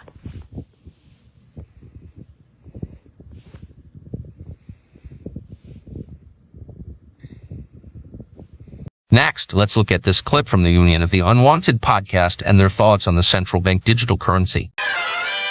Maybe starting off, just to kind of get the show going, is CBDCs, which if you don't know what that is, right? Did I say that right? I always mess that up. Central bank digital currencies, and maybe brainstorm if you got. Has anybody done a deep dive? Not to take Monica's slogan, but anybody done a deep dive on this topic, or have I skimmed the surface. Mike, you want to open up with your? Well, skim the surface. I mean, here in the U.S., I know we have some Canadian folks with us. We just lost another one. We lost a bank, another San Francisco bank, and it was this I think it was the Republic Bank or Republic One. It was absorbed into Chase. This is like the second major San Francisco bank in like 3 months to kind of fall down and be absorbed. But this also presents an opportunity for the central banking elite to introduce a digital dollar as things become more and more chaotic in the financial markets, and as inflation kind of spirals out of control. It seems like there's a prime opportunity for a central bank digital currency that you don't own. You can't store on your USB drive like you can with Bitcoin or other cryptocurrencies. It will only be available through a bank, and it'll live on your phone, in the ether somewhere, the digital ether, and that's the only way you're going to be able to access it. You will not own it. You will basically just use it. Yeah. How does FedNow work into this? Well, I believe FedNow, it allows the Federal Reserve to issue direct payments to participants. And that participant could be an individual, like a person like me, or it could be a bank. Now, how does the digital currency factor into that? Well, I mean, how does currently digital dollars factor into it? I think that the FedNow is like step one. The digital currency version of it would be like step two. I think it's pretty critical for their digital infrastructure to get FedNow to have that direct access to your phone or app, whatever, and then they can roll in the currency that they want to trade out.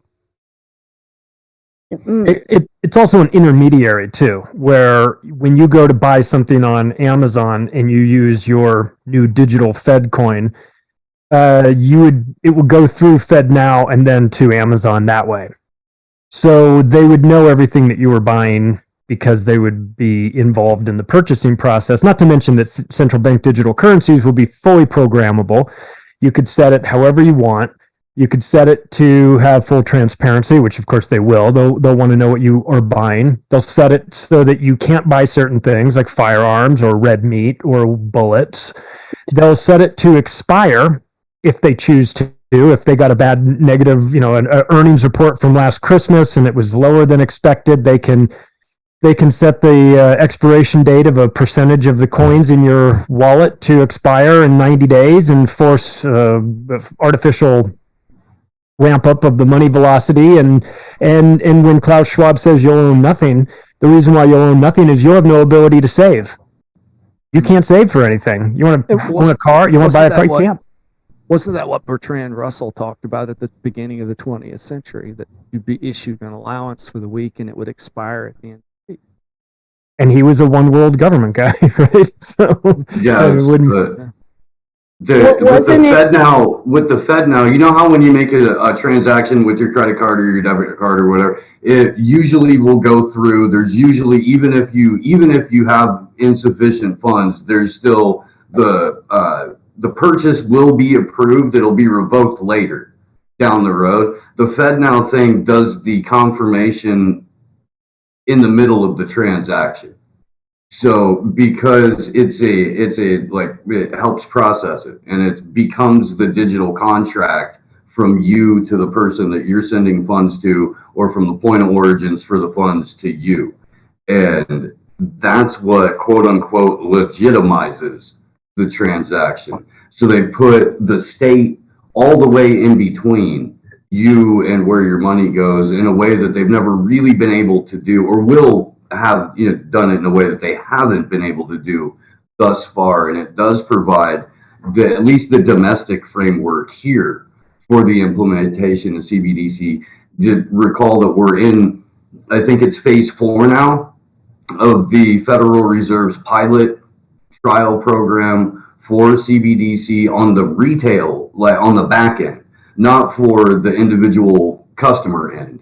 But until there's an infrastructure to do the transactions on the back end of it, with central bank digital currency, they're not going to roll it out. So this pilot program that we've been in for the last 6 months out of the New York Fed has been more how to set up the framework on the back end, so that when we do start to do peer-to-peer transactions, we'll be able to have the state in the middle of those. Won't that be nice?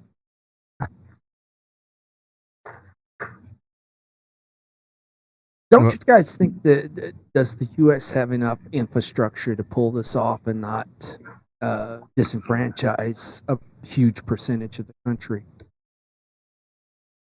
Because I have family in the banking industry, and they said that there's no way you could reach everybody with this. I don't think they're trying to. Go ahead. I'm sorry. I was just going to share one anecdote. I've been to Europe, and it's not a CBDC, but Sweden has fully electronic money. And the only place, you talk to the Swedes, and they say the only places that you can actually use this is in the major cities. Once you get outside of the major cities, everybody uses cash. So it's the most connected, basically the most connected country in the world, and they can't pull it off. So I'm curious. Go ahead and finish your thought though, because that's interesting. You don't think that they care whether they in all of the UN agenda, 21, 2030, 2050, all of that, there's anywhere from 3 to 15% of the population that's gamed out of their scenario. And it's already sort of baked into the equation that there's going to be X amount of people that are never going to participate in this brand new experiment moving to the future. So we're already cut out. Now, what that looks like going forward, I have no idea. But I know that in their own internal documents, when they're gaming all this stuff out, there's a chunk of years as a grace period or something like that. Let's grease it up period rather than a grace period, and see how many different people they can get on board. Nobody wanted all digital banking 15 years ago either. And we're at a point to where almost all of our banking transactions take place digitally, period. Right. Well, they did roll it out, a central bank digital currency in Nigeria, and it is 0.5% adoption. Nobody's using it, and 2/3 of the country's using Bitcoin because they're done with currency hyperinflations and they don't trust the CBDC, which they shouldn't. So they're already sort of outside of the system to the extent that they can be. Now I don't know how that works in some of the smaller areas outside of Lagos, but like Nigeria as a whole, which is over 100 million people there, they're just not participating. They just don't. They're not. There's no interest. So now again, it's not the U.S. dollar, so maybe things can be made. You can be made to get on board in a variety of ways, but at least as far as just natural adoption that's not coming at the barrel of a gun in Nigeria, there's almost zero appetite for it, which is a good sign. So that means that there's hope for us. But what about these states that are talking about banning CBDCs in their states? Yeah, Florida's kind of pushed that, but how much power does that have over the federal government? So the Fed is actively going to the Congress, asking for Congress to pass something for them to have the central bank digital currency. So they might know that they need some sort of legal authority, whether that's legal or not. They're seeking some sort of approval from the Congress, and whether Florida itself and other states can really fight back, I don't know. That it would be an awesome legal fight to hear. Well, it's something that Steve said, which is really important, is that it's baby steps in a certain direction. So like right now, you can have a lot of people that resist, but just like I remember when I was younger, like my parents are like, oh, digital banking or banking online, nobody's ever going to do that because they're going to be afraid of somebody stealing their password or their money or whatever. And like little by little, you just kind of give up a little bit of privacy, and the new comes in and the old becomes history. But what's interesting about that, Ricky, is that everything you just said about people stealing their passwords, false transactions, that really did happen. And they suppressed the information about it. So the early Bitcoin people like Antonopoulos pointed out that at least 6 or 8 years ago, 50% of Visa's budget was fraud remediation. So basically, they knew the system didn't work, but they want the system. So they covered up the fact that it was fraudulent, and they just paid back, basically the account holders paid back all the fraud for everybody. And I guess the dream was that there will be no fraud, or they can be the ones who do all the fraud, whenever they implement their grand connected scheme. I think they're going to force it through. I think it's going to fail miserably, and I think it's going to cause a lot of misery. What I think.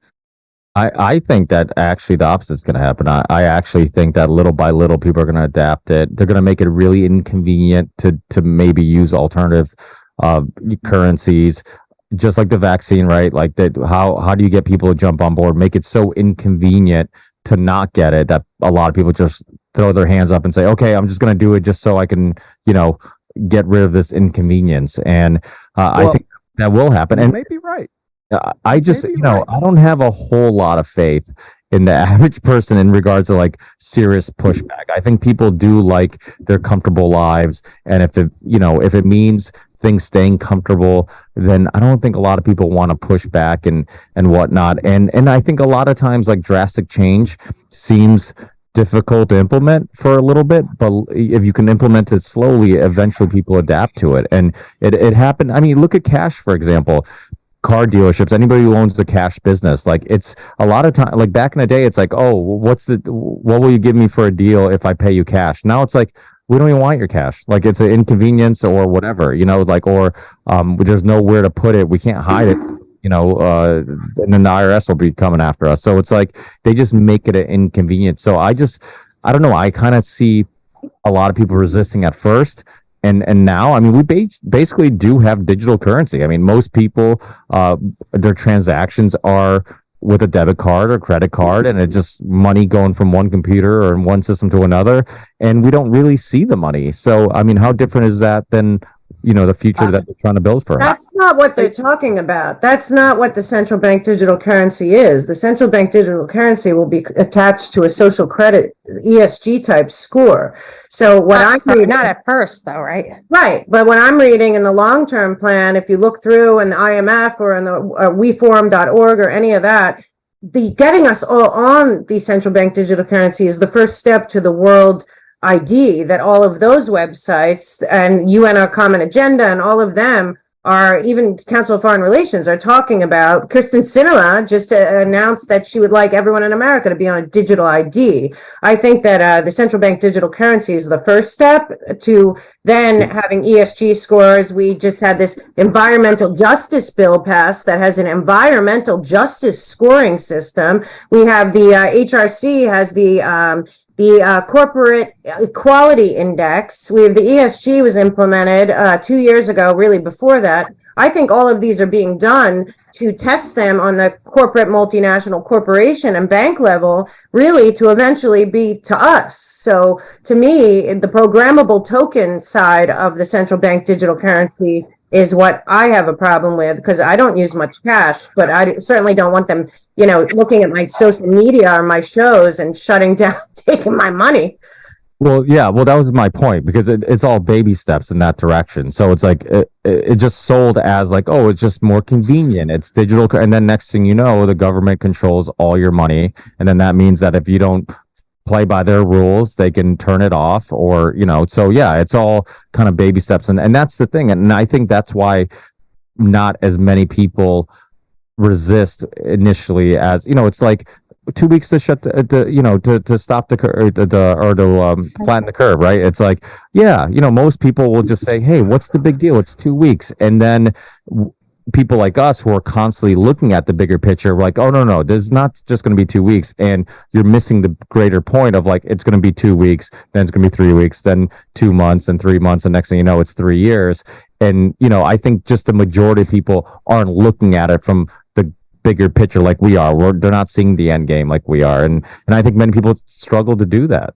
So let me throw something out to the panel here real quick. And I think I can't remember if Mike was with us when we were talking about this on the morning show or not, but there's that push that the UN did where they sort of they came out with that document talking specifically about what amounts to vice laws and consent and all kinds of crimes associated with substance abuse and with sex trafficking and all that. And what they effectively said is that we're going to be relooking at what this means, and we're going to, redefine what effectively consent is, or the age of consent is, for a lot of places all across the board, a lot of other vice related crimes. So a little flag went up for me saying, it's going to be really hard to have an illegal trade in an era of CBDCs.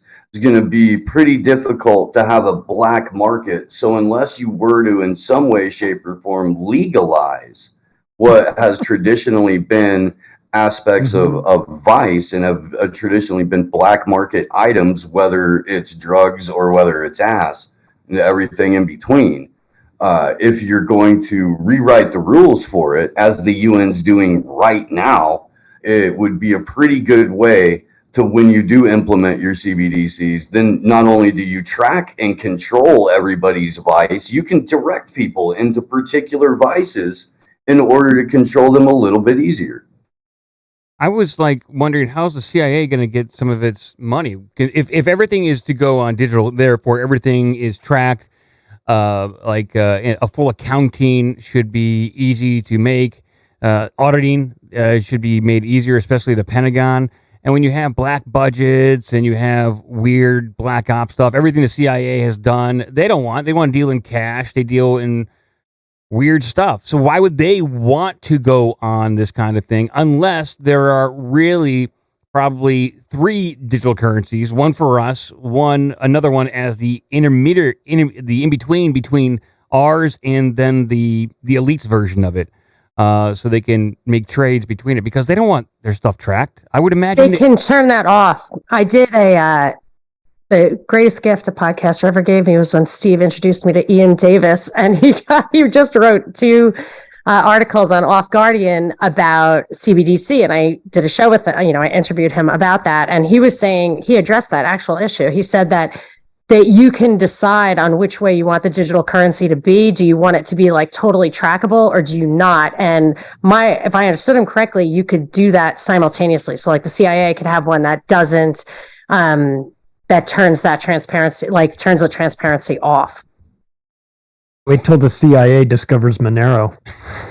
So, well, what do you mean? Wait, it's different. Yeah. So there are a few other things that I got from him, but I did want to say something about, I have a really good friend in Sweden who, since I've known her, has lived in Gothenburg, Uppsala, and Stockholm, and her father wouldn't even use a credit card, and they switched completely to a cashless society, like overnight, to the point where I sent her a check of money for her birthday, and she could not deposit a check. Like, I didn't even understand. So I just sent her a Visa card, like a prepaid Visa card instead. I don't know if she was able to use it or what, but like, and I know you were saying that out in the country or whatever, but like, Sweden isn't that big. That isn't going to be that many people if like Uppsala and Gothenburg and stuff, no?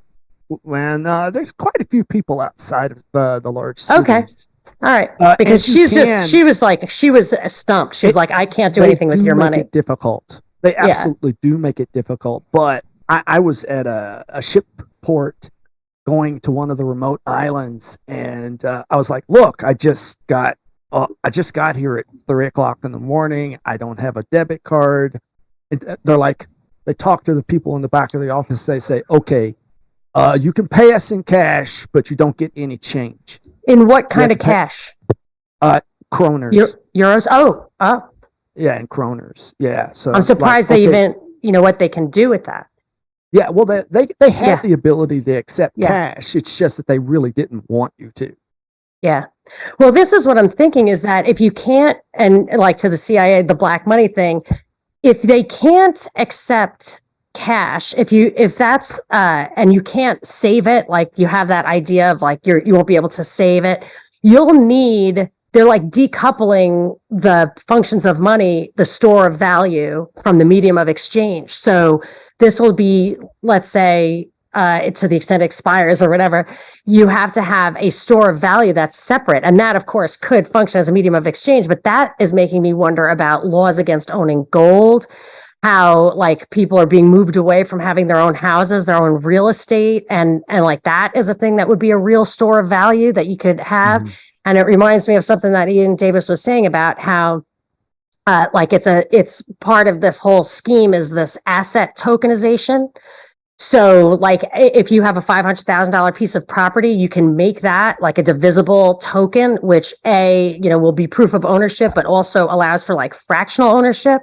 But once you have fractional ownership of like a home, how much control do you really have over that? Like it kind of, if they really go that way, what I want is a discrete store of value. Like I'd feel a lot better about this if I knew I could stockpile gold and it wouldn't be illegal to use it. That's the thing that worries me the most. Well, I want to tell you something. I'm glad you said that, Monica. Do you know that this week, the 23rd state in the union is putting in legislation to make gold and silver usable as currency?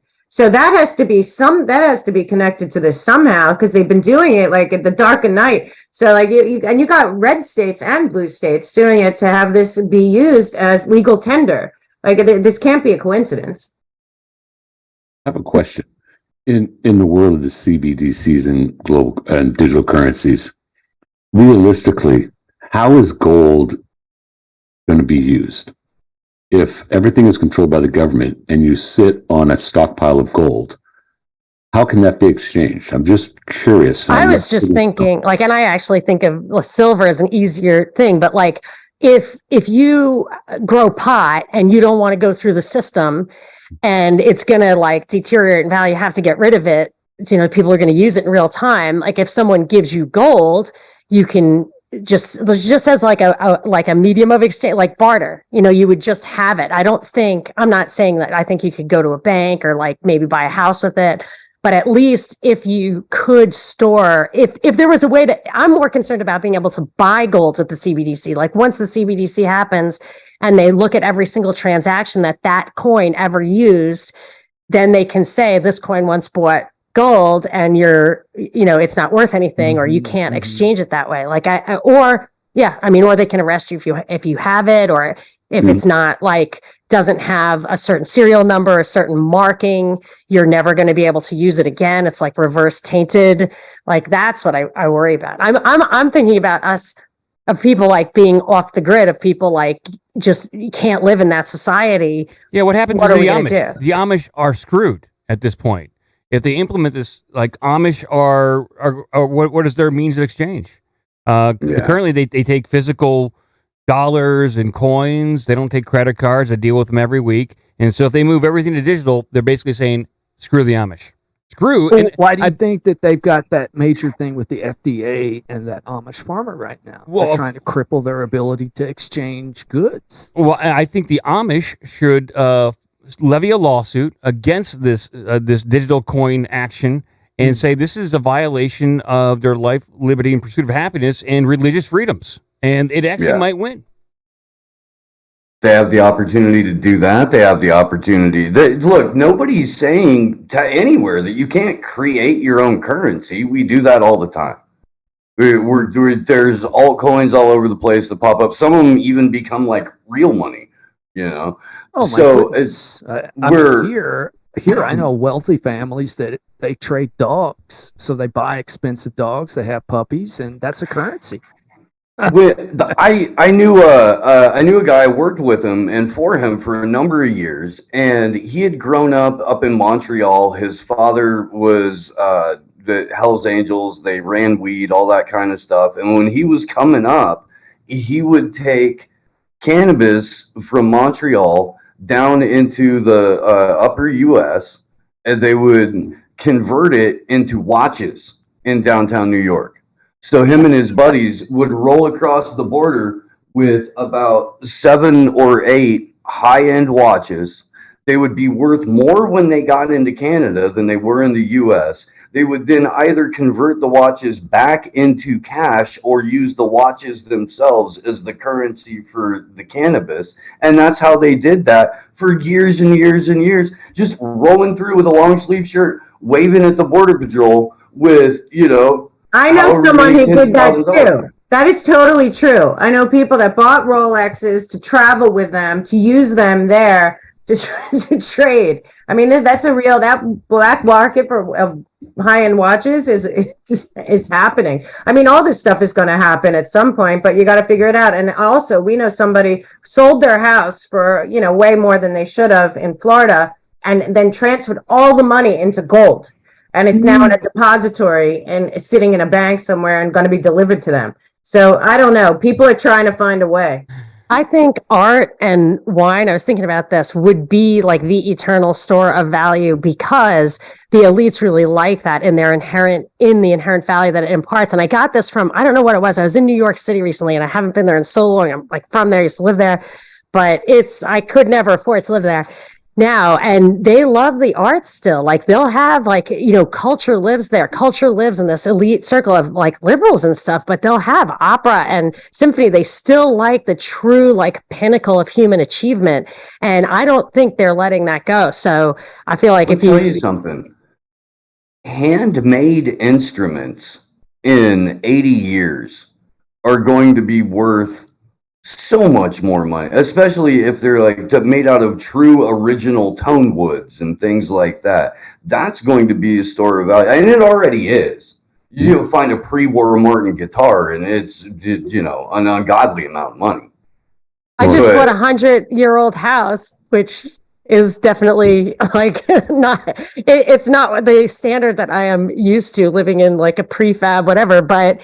My feeling was, and the realtor was oh my gosh, these walls are made of plaster, they don't chip, they're good, and there are little things like that. And I never really thought of that. It's just out here, things that are old are better than things that are new. And that was freaky to me. So, I mean, trust me, I'm sure it's going to be a massive money pit, but I feel like now I'm looking a little more closely. I'm like, wow, look at that wood and look at that tile. You know, it's like there's tile on the ceiling. It's like a Spanish thing. I'm like, who could ever pay to put tile? And I'm looking at the bill for tile. I'm like, I have this much tile. It's like black stuff. Those are the Spanish, Yes, it's a Spanish Mediterranean in LA, right? Yeah, and my husband was just like, you want to buy that house? And I'm like, well, they say old is better, but I'm just saying now I'm appreciating that you're just never seeing that craftsmanship again, even just like the wood floors and stuff. Like it's worth, like I say, it's like worth it. It's like a museum or it's something of value, something of inherent value. Or as I said to the realtor, it's like, I really want something old. I want it to be like a time machine because I hate the world and I just want to pretend that I lived 100 years ago.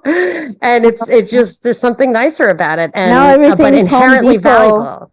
Now everything's Home Depot shit. I can't even find the stuff to fix it. I went to like 3 lumber yards just to find like the big piece of wood. But I'm just saying, like you're right, Steve. Like this things of old craftsmanship are, truly they're going to be rarer and rarer because it is hard to maintain. It has true value. I'd love to know what Matt thinks about Canada. Matt Aritz up there. Nice to see you. Because there's been a controversy. I think we're a little farther ahead of you guys down there. With the no cash society. I mean, things are pretty much all debit up here for the most part. And there's a controversy with, I think one of our banks was shutting down the actual physical bank and they're just having like a machine. So no more tellers in some of these spots. So I think that caused a bit of an uproar, but we also have a massive compliance rate for certain things. So what do you think, Matt? Oh, go ahead, Matt. Yeah. Yeah, sure. I mean, Canada has always been a bit of a basket case from the get-go. And the difference between the United States and Canada is that the idea of too big to fail, like systemically important, too big to fail banks that have been categorized in recent years in the United States are kind of a newer phenomenon that emerged out of the age of mergers and acquisitions of the deregulated 1970s and especially the 1980s, and especially got even worse, every single step of the way, especially with Glass-Steagall being taken down. You had universal banking. But in the US, you still have something like 1,800 local banks that still exist. You have a culture of local banking and state banking. And in Canada, ever since we were founded, so-called as a British monarchy of the North, we always had like too big to fail banks, like a big 5-6 bank behemoth coterie that had a revolving door into government, back into the banking system from the get-go. So we never had local banks. We have some credit unions. There's little things that have emerged in the 20th century, but it's really anomalous. So the centralized control has always been there for us, and it's always been tied to sociopathic technocrats in London who have been utilizing things like the Privy Council. We have this whole weird, as an American living in a republic, it's hard for you guys to imagine the way that the system is wired in Canada around a Privy Council office with governor generals as the head of state and lieutenant governors that are all members of the Order of the Knights of St. John of Jerusalem, all embedded and enmeshed, generation to generation, maintaining a system of Malthusian controls to keep the population as compliant as possible. And sometimes you get little surprises and outbursts of freedom occasionally, which is nice. And you'll get weird responses where people would think that they were in a democracy and all of a sudden their bank accounts are frozen. Just because they donated $40 to a Freedom Convoy. And no, I mean, there's been a lot that's been preparing the groundwork for the oncoming collapse. Because I mean, from my standpoint, and then I'll shut up but the thing that's sort of hovering overhead is the fact that the whole system is wired to collapse. And those who have actually set the time bomb have been preparing the groundwork for that collapse. Not that they understand exactly what the real world implication is going to be. They're really good at planning, right? For decades, but when it comes to action, things tend to blow up even in their faces. But there is legislation online to bring in central bank digital currencies that have been around since 2021, at least that I've seen enmeshed in the banking codes of Canada, the banking acts. It's part of the bail-in regimes that they've already set up the moment Trudeau got into power as prime minister. Sort of like the same thing that the bail-in regimes are, I think, tied to that as well as part of the next phase of the trigger of the meltdown of the banking system. So they want to try to just impose order out of chaos, kind of like they did in the 20s under Weimar Germany. when they consciously blew out the German economy by forcing the Weimar government to just print money infinitely, which foreseeably just created hyperinflation, which foreseeably a solution was introduced in the form of bringing your wheelbarrows full of useless money, your Reichsmarks, and my grandma has these $1 trillion Reichsmarks that couldn't buy bread, and you could bring them in and trade that wheelbarrow for like this new Rentenmark that Hjalmar Schacht from the bank, trained by Montague Norman of the Bank of England was happy to give you. But the new Rentenmarks now operated with a new set of rules that you had to abide by. And normally people of Germany would not have gone along with that, except that they were so, shock therapied, that they were so desperate to put some food on the table that they went along with anything. So that's part of my trepidation. I mean, we've never experienced a systemic breakdown of this magnitude that I find it difficult to even imagine what the steps are going to be exactly. You can sort of see the elements, but not exactly what the effect is going to be. So that's what I want to ask. I'm afraid of that too. So I want to ask what the panel thinks are the next steps, given that several banks have failed. I also just want to preface that there was, because I'm a nerd that way, listen to the hearing on accountability and transparency at the IRS with the Commissioner Werfel. It was like a 4-hour where they were contemplating what they're going to do with all these armed IRS agents, amongst other things. And before you answer, also what Charlie said, I'm pretty sure it was in Australia somewhere where already you're not allowed to keep your savings. Do you know, Charlie? No, I'm not sure about that in particular. But, so my question is, what do you guys think how is this going to play out now? Well, I was going to interject something here too. Like, I'm definitely curious about your guys' thoughts on that. But I was at an event a couple weekends ago with Catherine Austin Fitts was the main speaker. And we all know her work around, cash only and doing a lot of work, particularly here in Tennessee. And one of the things that she had mentioned that I hadn't even heard of was, I guess they're really working behind the scenes to introduce a state sovereign bank here in Tennessee. That was a new concept to me.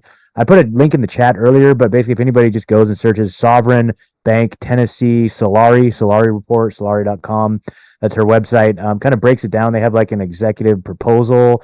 I don't know how far they've made it or an executive summary. I don't know how far they've made it as far as any sort of legislature goes, but really the whole bill talks about the idea, and I guess it's based on the Bank of North Dakota, which is an old bank that acts as like a central bank for the state itself, that kind of is like an intermediary between like the actual Federal Reserve and smaller banks within the state. So it kind of gives you like a lot of like financial power, I guess, within the state. I'm not really familiar, I need to read up on it a little bit more, but it feels like the way she was describing it and talking about it sounds like a really great solution. And also within this report, it talks a lot about how it is kind of a stronghold against CBDCs. Like this is a great way to head off and intercede any form of like CBDC that could be rolling out at a federal level. So if this could get momentum, or if there was some sort of like way to adopt these at a state level, I feel like that would be an awesome solution to head this off.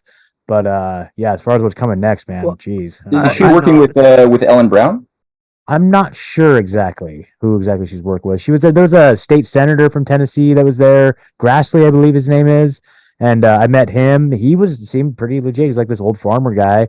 And he was the one that helped push through what was it? I think it was the bill that made it illegal to require COVID injections for any sort of employment, like healthcare employment and stuff like that. So anyway, I mean they're doing good work here in Tennessee. I'm gotta say, it's like I'm from Oregon, and it was like every day you wake up and you read what the Oregon government's doing. I'm just like, oh my god, it was this most demoralizing thing every single day. And out here, it's like almost every day I read about the news of what's going on in Tennessee. I'm like, yeah, awesome. It's like it's awesome. It's a complete reversal. Yeah, and it's because it happens at the grassroots level. Yeah, and and right now that's the only. Well, listen to what Kathy says. Kathy says that the most important thing is to act at your local level. Yeah. Now let's take a look at this clip from New World Next Week with James Corbett and James Even Pilato.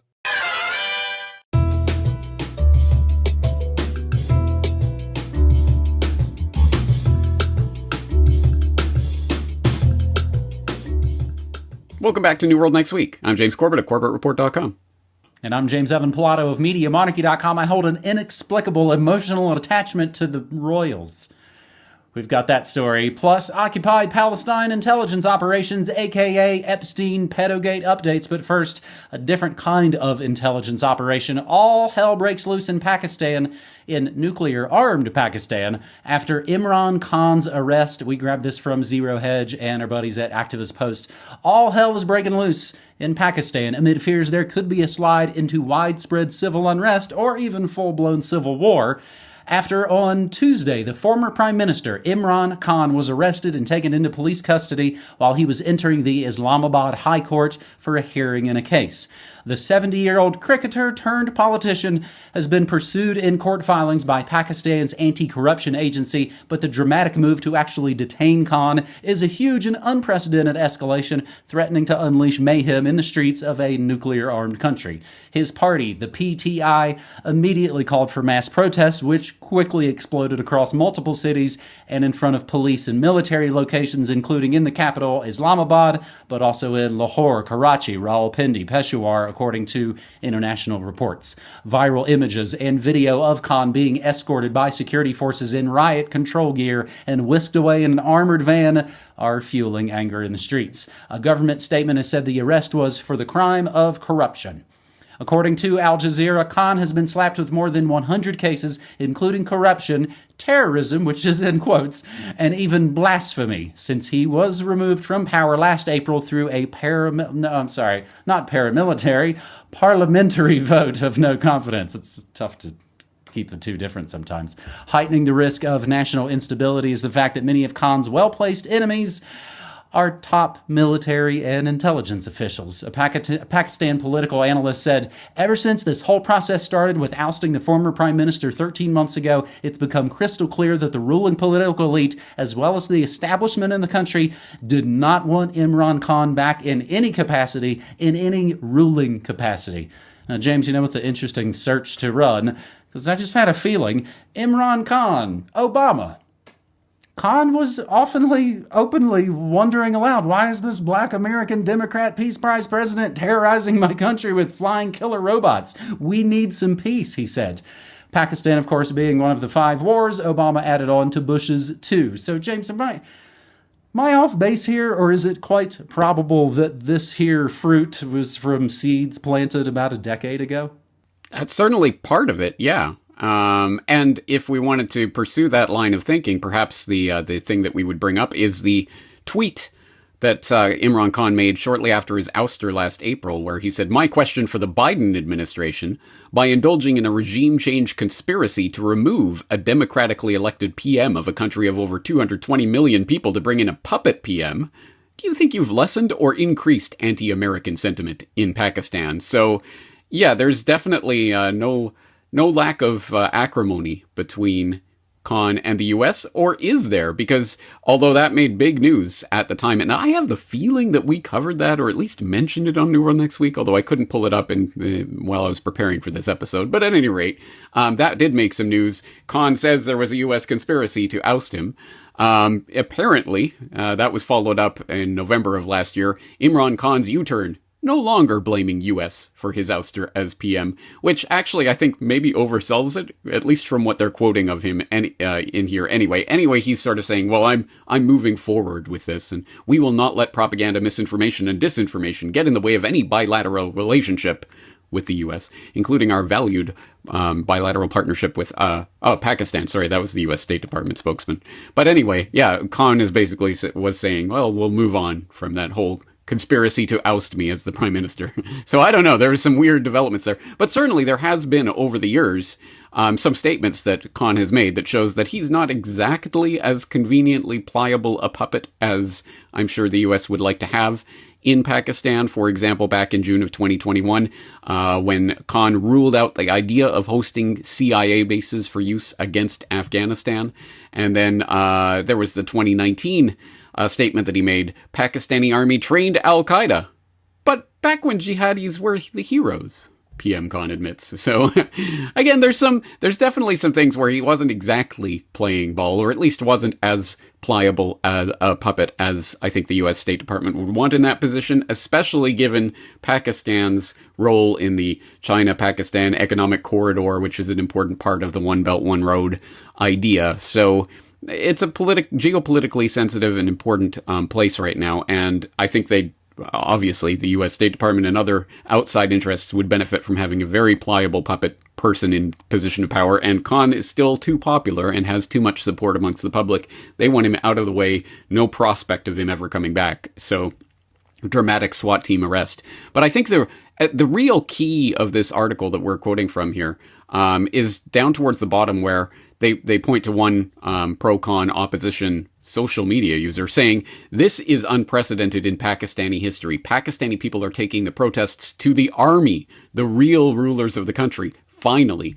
And they do point out that people had stormed a Pakistani army headquarters in Rawalpindi, which is pretty big news in a nation like Pakistan. And to be honest, in a lot of places, I hope this will bring to mind, for example, episode 202 of Corbett Report podcast, How to Overthrow a Dictator, where I was talking back during the Arab Spring hype. Oh my God, Mubarak is gone, yay. But what have they replaced him with? Who has replaced him? Who is still in power in the country? Oh yeah, the military, the intelligence. It's the same clique that is still ruling the country. So in this case, are the Pakistani people really going to rise up against the actual ruling power of the country and really go at the military and the intelligence complex that's ruling over them? Maybe at least they're starting to. At least the prospect of that has been raised. Anyway, it will definitely be something worth keeping our eye on. So James, in just doing a little bit of extra searching for this, Biden just sent 1,500 troops to the U.S. Mexico, the southern border. Now I'm wondering, it's like, oh, is this going to be another place where we're going to have to send some advisors into the situation to kind of monitor in Pakistan? All I could find searching Biden, Pakistan was Biden offers $500,000 grant for English teachers in Pakistan that focus on transgender youth ages 13 and up. Of course, which was the style at the time. In other heads of state news, James, I talked about a lot of this actually in brief ways on my Morning Monarchy shows. In Brazil, Bolsonaro raided, aide arrested amid fake COVID-19 vaccination records scandal. Brazilian police raid ex-President Bolsonaro's home in COVID vaccine data probe. They maybe lied about getting the clot shot. So recall, that is recently sketchy elections and then the immediate CBDC push from the new far-left regime in Brazil. So, of course, I guess they're still heavily invested in the COOF scam as well. This just in, on New World Next Week, episode 518, your selected officials are warmongers at best, pedos at worst. Former Israeli Prime Minister and head of Israeli military intelligence Ehud Barak visited Epstein's apartment monthly. From Information Liberation and Blacklisted News, former Israeli Prime Minister and head of Israeli military intelligence Ehud Barak visited Jeffrey Epstein's New York City apartment dozens of times between 2013 and 2017. Pretty bombshell documents obtained by the Wall Street Journal have revealed. After Epstein was arrested in 2019, photos were published in newspapers showing Mr. Barak, the Israeli politician, entering Epstein's townhouse in 2016, the Wall Street Journal reported, with extra pictures of all kinds of girls heading into there as well. The documents provide new details about his scheduled meetings. They show that between 2013 and 2017, Epstein planned at least 36 meetings with Mr. Barak. They had appointments for every month for 11 consecutive months starting in December 2015.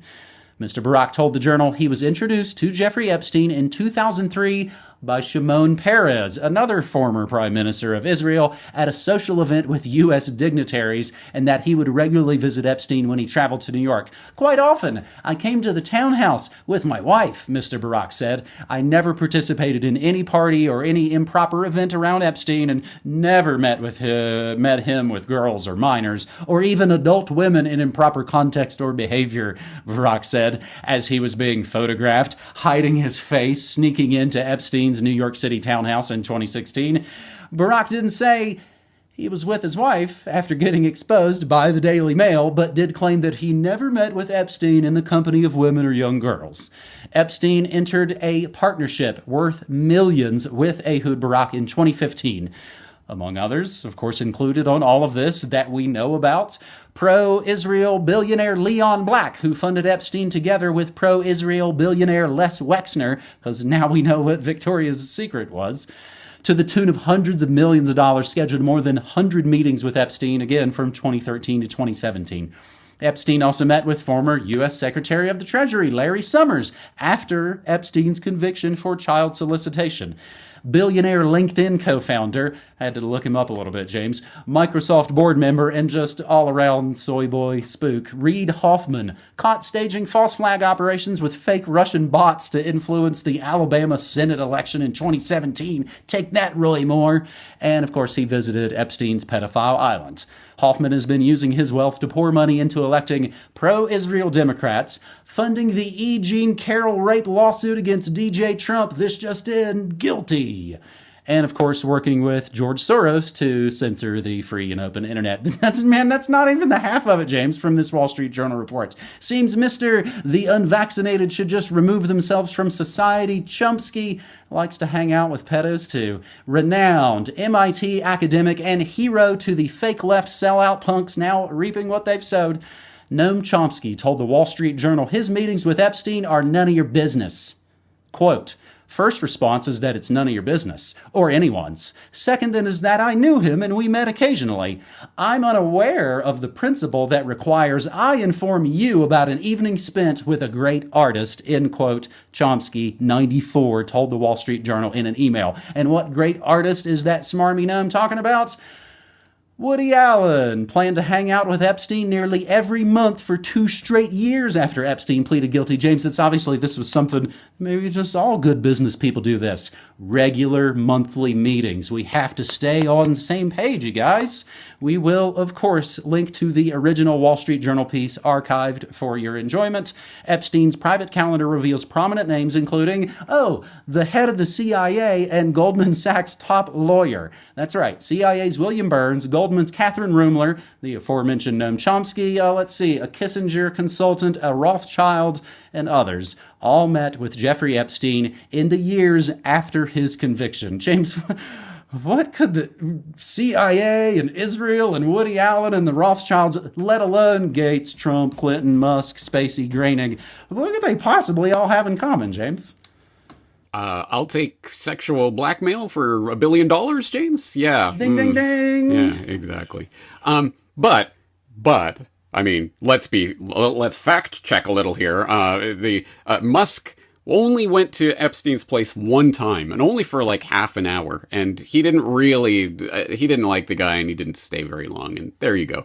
Which seems to be the 2023 sick, disgusting, gut-wrenching, horrible, skin-crawling update of the I didn't inhale from the 90s. Remember that? Well, now it's, I only went there once, and it was only for half an hour. I left my pants on while I was getting the massage, or whatever the latest excuse is. Although that does tend to break down when you have the regular monthly meeting every single month for 2 years. Yeah, I had no idea what was going on. Ridiculous, right? And skin-crawling enough. Perhaps... I'm not sure if these new documents obviously provide more information and flesh out the story a little bit more. I'm not sure this is necessarily, oh my god, groundbreaking news that he was meeting with these types of people. But at any rate, there's more information that people now have to at least to look at and to consider who we should be considering and who we should be listening to when it comes to matters economic, political, or otherwise. There is that, but if people really want the big background on this and what the story really, really, really was about and how deep it goes, obviously I will recommend One Nation Under Blackmail, Whitney Webb. Obviously that is the deep dive, and I hope people will check it out. Elon, I think, he liked to hang out with Ghislaine Maxwell a lot more. He liked to, James, I've been hanging out. Anybody who knows Media Monarchy knows I'm a giant Woody Allen fan. I think he's one of the greatest filmmakers of all time. I've been hanging on weekly, meaning with not much strength, to this. No, maybe it's not known. Those pictures doesn't even look like they're hanging out together. It looks like it's just Epstein photobombing Woody and Soon.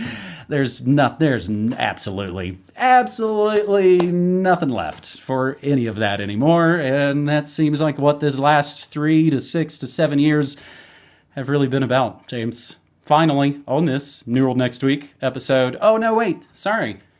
let me mention before we move on, an extra fun idea. Another thing I mentioned recently on Morning Monarchy, petition for Elon Musk. Because again, you can tweet at him and man, he'll sometimes engage it and go, hey, that's an interesting idea. Here's a good one for Mr. Broken Clock, Elon Musk. How about Twitter red check marks for all known Epstein associates on Twitter and watch them immediately scurry? But would Musk give himself a red check mark? That's the question. That's the problem. He would have to play and just sort of go along with, again, great ideas, but probably not going to happen. We will continue to destroy what little shreds of respect you might have for some sacred cows on this third and final story on New World Next Week, episode 518. I mentioned this Monday morning on my Morning Monarchy because, of course, James, while we were away, King Chuck and the big old green king coronation took place in the UK over the weekend, and there was more than one person in my chat Monday morning that was like, ugh, what? I liked Nick Cave. Nick Cave explains why he's going to King Charles III's coronation. Of course, this has all already happened. He's all already gone. This was published from Condé Nast's hipster pitchfork. Nick Cave apparently going to the coronation of King Charles III and the Queen Consort Camilla and the King and Queen of the United Kingdom and the Commonwealth Realms. Thank you, Pitchfork, for clarifying. He also apparently doesn't care what anyone thinks about his decision to attend. In a new edition of his newsletter, The Red Hand Files, a play on Red Right Hand, one of his most famous songs, Cave responded to 4 readers who asked, some incredulously, why the overrated musician was choosing to go to the coronation. Quote, I'll make this a quick one, because I got to go work out what I'm going to wear. I'm not a monarchist, nor am I a royalist, nor am I an ardent Republican for that matter. Who I am also not is so spectacularly incurious about the world and the way it works, so ideologically captured, so damn grouchy as to refuse an invitation to what will more than likely be the most important historical event in the UK of our age. You see how smug they are? Chomsky and Cave and the lot, when rightfully asked by their rabid fan base, hey, why does it seem like you're selling out everything you ever rock and roll posered as in service of Trump derangement syndrome and, of course, Big Pharma? Nick Cave also wrote that he once met Queen Elizabeth II and that he surprisingly found himself crying while watching her funeral, which I believe took place 6 months, 6 weeks, and 6 days from King Charles' coronation. I haven't fact-checked that one yet. I guess what I'm trying to say is that beyond the interminable, but also necessary debates about the abolition of the monarchy, I hold an inexplicable emotional attachment to the royals. The strangeness of them, the deeply eccentric nature of the whole affair that so perfectly reflects the unique weirdness of Britain myself. I'm just kind of drawn to that thing, the bizarre, the uncanny, the stupefyingly spectacular, the awe-inspiring, he explained. Folks might recall we previously saw the goth rock Dracula, who strangely has had 2 of his 4 kids die. We last saw him in August 2021, and his sudden advocacy for vaccines and hating on ivermectin, and again, just being a smug goth dad. Nick Cave and the Bad Seeds released an album called Kicking Against the Pricks over 35 years ago. And what do you know? 35 years later, Nick caved in, and he's one of them promoting the MAGA jabs, because as you can go read right on his Wikipedia page, he is an officer of the Order of the Australian Crown, because all the best punk rebels always get knighted by pedo-Nazis, right, James?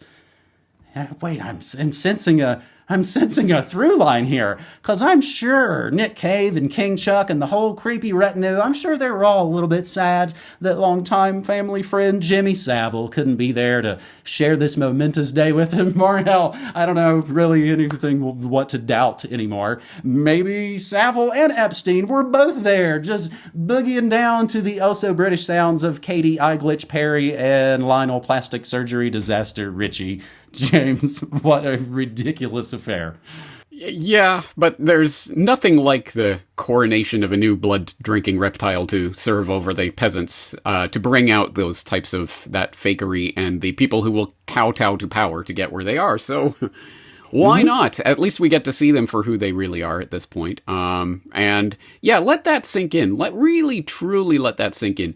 If Lizard Beast had kicked the bucket a decade earlier, Savile would have been at that coronation, would have been sitting there, would have been, a guest of honor, a VIP invite, perhaps an actual advisor to the king, as he was an advisor to the Prince of Wales back when he was the Prince of Wales. So, yeah, you can't make this stuff up. It's absolutely disgusting, but at least we get to see who these people are, and we get to see them pledge their fealty and allegiance, and hey guys, why are you judging me? Well, okay. We'll just continue to make a list of who is kowtowing to these disgusting, tyrannical tyrants. That's the thing I've been hung up on again these last 3, 6, 7 years is the complete exposure. And again, they've done it themselves because of the overreaction to Trump. They've, for everything, Bad Religion and the Dead Kennedy, Nick Cave, and all of these people have all exposed themselves for what I think they've really always been. And James, again, you and I have talked about this off microphone. The overarching political paradigm of our entire lives completely upended. So again, Jello Biafra and Nick Cave telling me to get the jab, while jocks are saying, yeah, I wouldn't do that if I were you. What on earth is going on, man? We'll, of course, include the link to, that's right, Meet King Charles, the Great Resetter, the brand new episode and long form. It's a whole podcast video episode, right, James? I have not gotten to see it yet. It's a podcastumentary, if you want to put it that way, yeah. But I hope people will check it out if they haven't yet. Because that's got, I believe in messaging with Brock. He was like, oh my God, I have to look at these monsters. I've had to look at Jimmy Savile. So he makes, of course, illustrious appearances in there. Unfortunately so. Yeah, you can't tell the royal story without including a bit of Jimmy. Isn't that interesting? And that is New World Next Week. Last but not least, let's take a look at this clip from Russel Brand and his interview with Robert Kennedy Jr. about his uncle's assassination. Say, though, that it's beyond reasonable doubt that it was the CIA, just because of his because he sacked some high ups, because he was gonna dismantle it, or at least he had an intention to, because he was at odds with the military-industrial complex.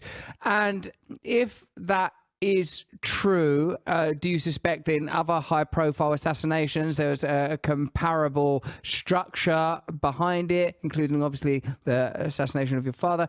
And also that if this is, sort of 70 years ago or whatever, how entrenched are those 50? How entrenched are those deep state interests now with the war, with the current conflicts that with comparable motivations? And do you not feel that this is, when you have access to sort of like this kind of personal information, do you not feel that this is an indefatigable enemy, that this is an unstoppable machine? I mean, like in this country, when like Jeremy Corbyn got a little bit of traction, like the media just shut that dude down. I mean, he couldn't get arrested.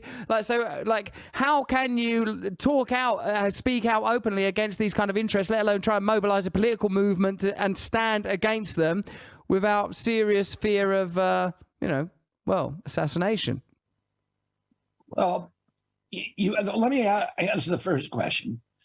Your first question was, why do I say that the case against the CIA in terms of the assassination of my uncle is beyond a reasonable doubt?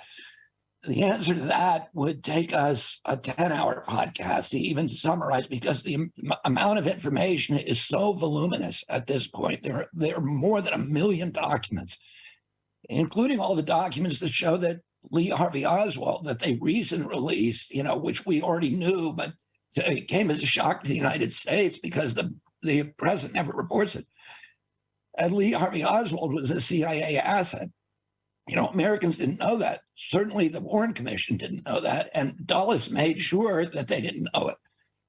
He was recruited when he was at the Atasui Air Force Base in Japan. He was a Marine radar operator who was in charge of the U-2 flights. And then he defected to the Soviet Union. It was a fake defection that was organized by James Jesus Angleton, who was the director of counterintelligence at the CIA. And it was directed to uncover a mole at Langley. They knew they had a mole at Langley. And that mole, incidentally, was never caught. But that mole did tremendous damage to U.S. national interests. And one of the things that mole did is it allowed the CIA believe that the U-2 flights were CIA; they weren't Air Force, and the U-2 the CIA believed that when Khrushchev shot down one of the U-2s in I think May of 1960, right before the election, that the one where Gary Francis Powers was the pilot, and that U-2 flight was shot down. The Russians were able to do that because of information that were passed on to the Russians by the mole.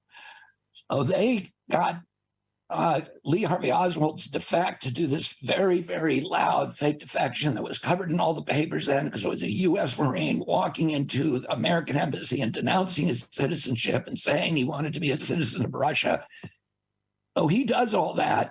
And then what they thought is when he did that the Russians would be very worried about who is this guy. And they would send a message to their mole saying, get us his file. And they had a trigger system on his file, so anybody who touched it, they know that that was the mole. But nobody actually went in and touched it.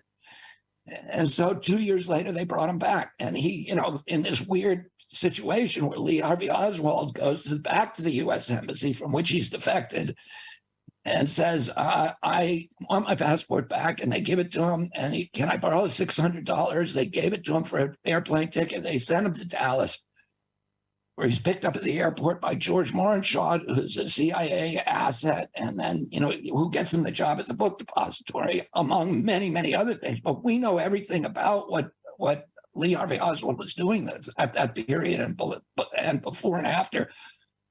We know his constant interactions with CIA handler. His CIA handler was a guy called David Atlee Phillips. I've talked to Cuban assassins who saw Lee Harvey Oswald in Dallas in October of 1963 with Lee Harvey Oswald. But Lee Harvey Oswald then did this, somebody did a fake defection of him to attempted defection to Cuba. We know so much about it, including confessions of many of the people who were involved in the assassination.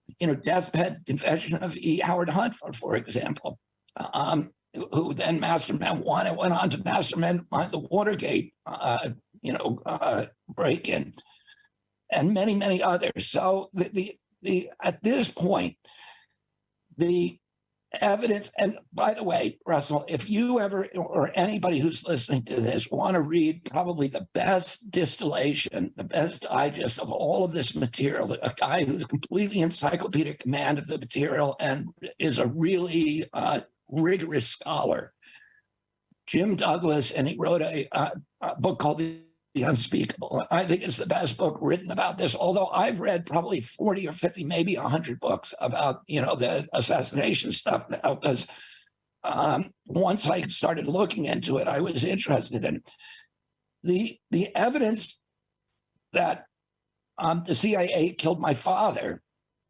is much less, it is not that well documented, but it's very highly circumstantial.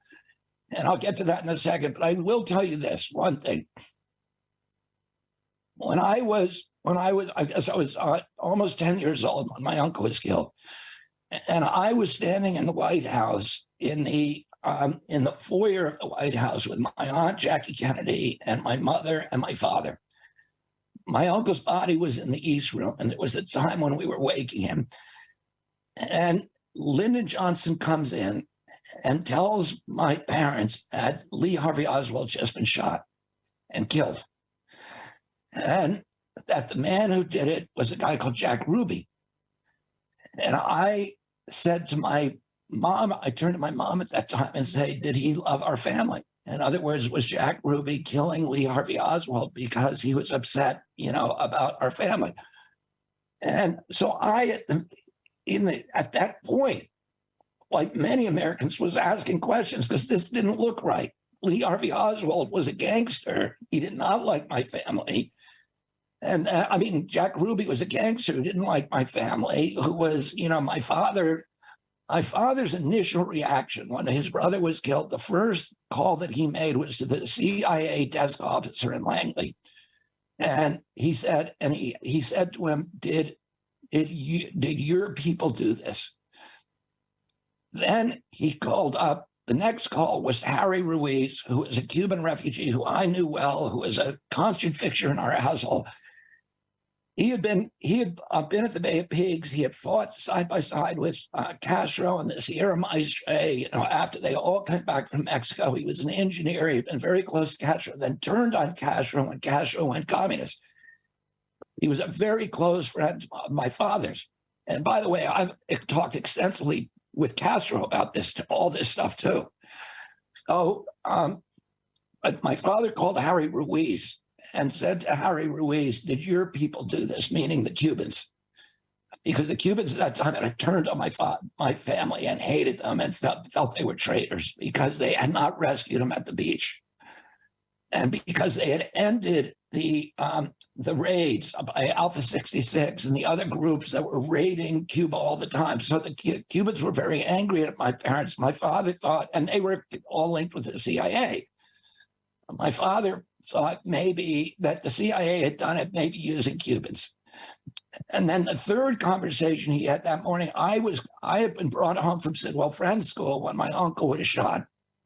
And I arrived at the same time John McComb arrived at my house, who was the director of the CIA at that time. And my father brought him for a walk in the yard and said the same thing to him. Was it the CIA who did this to Jack? So, my father's first instinct, which was a good instinct, it turns out, was that the CIA had killed his brother.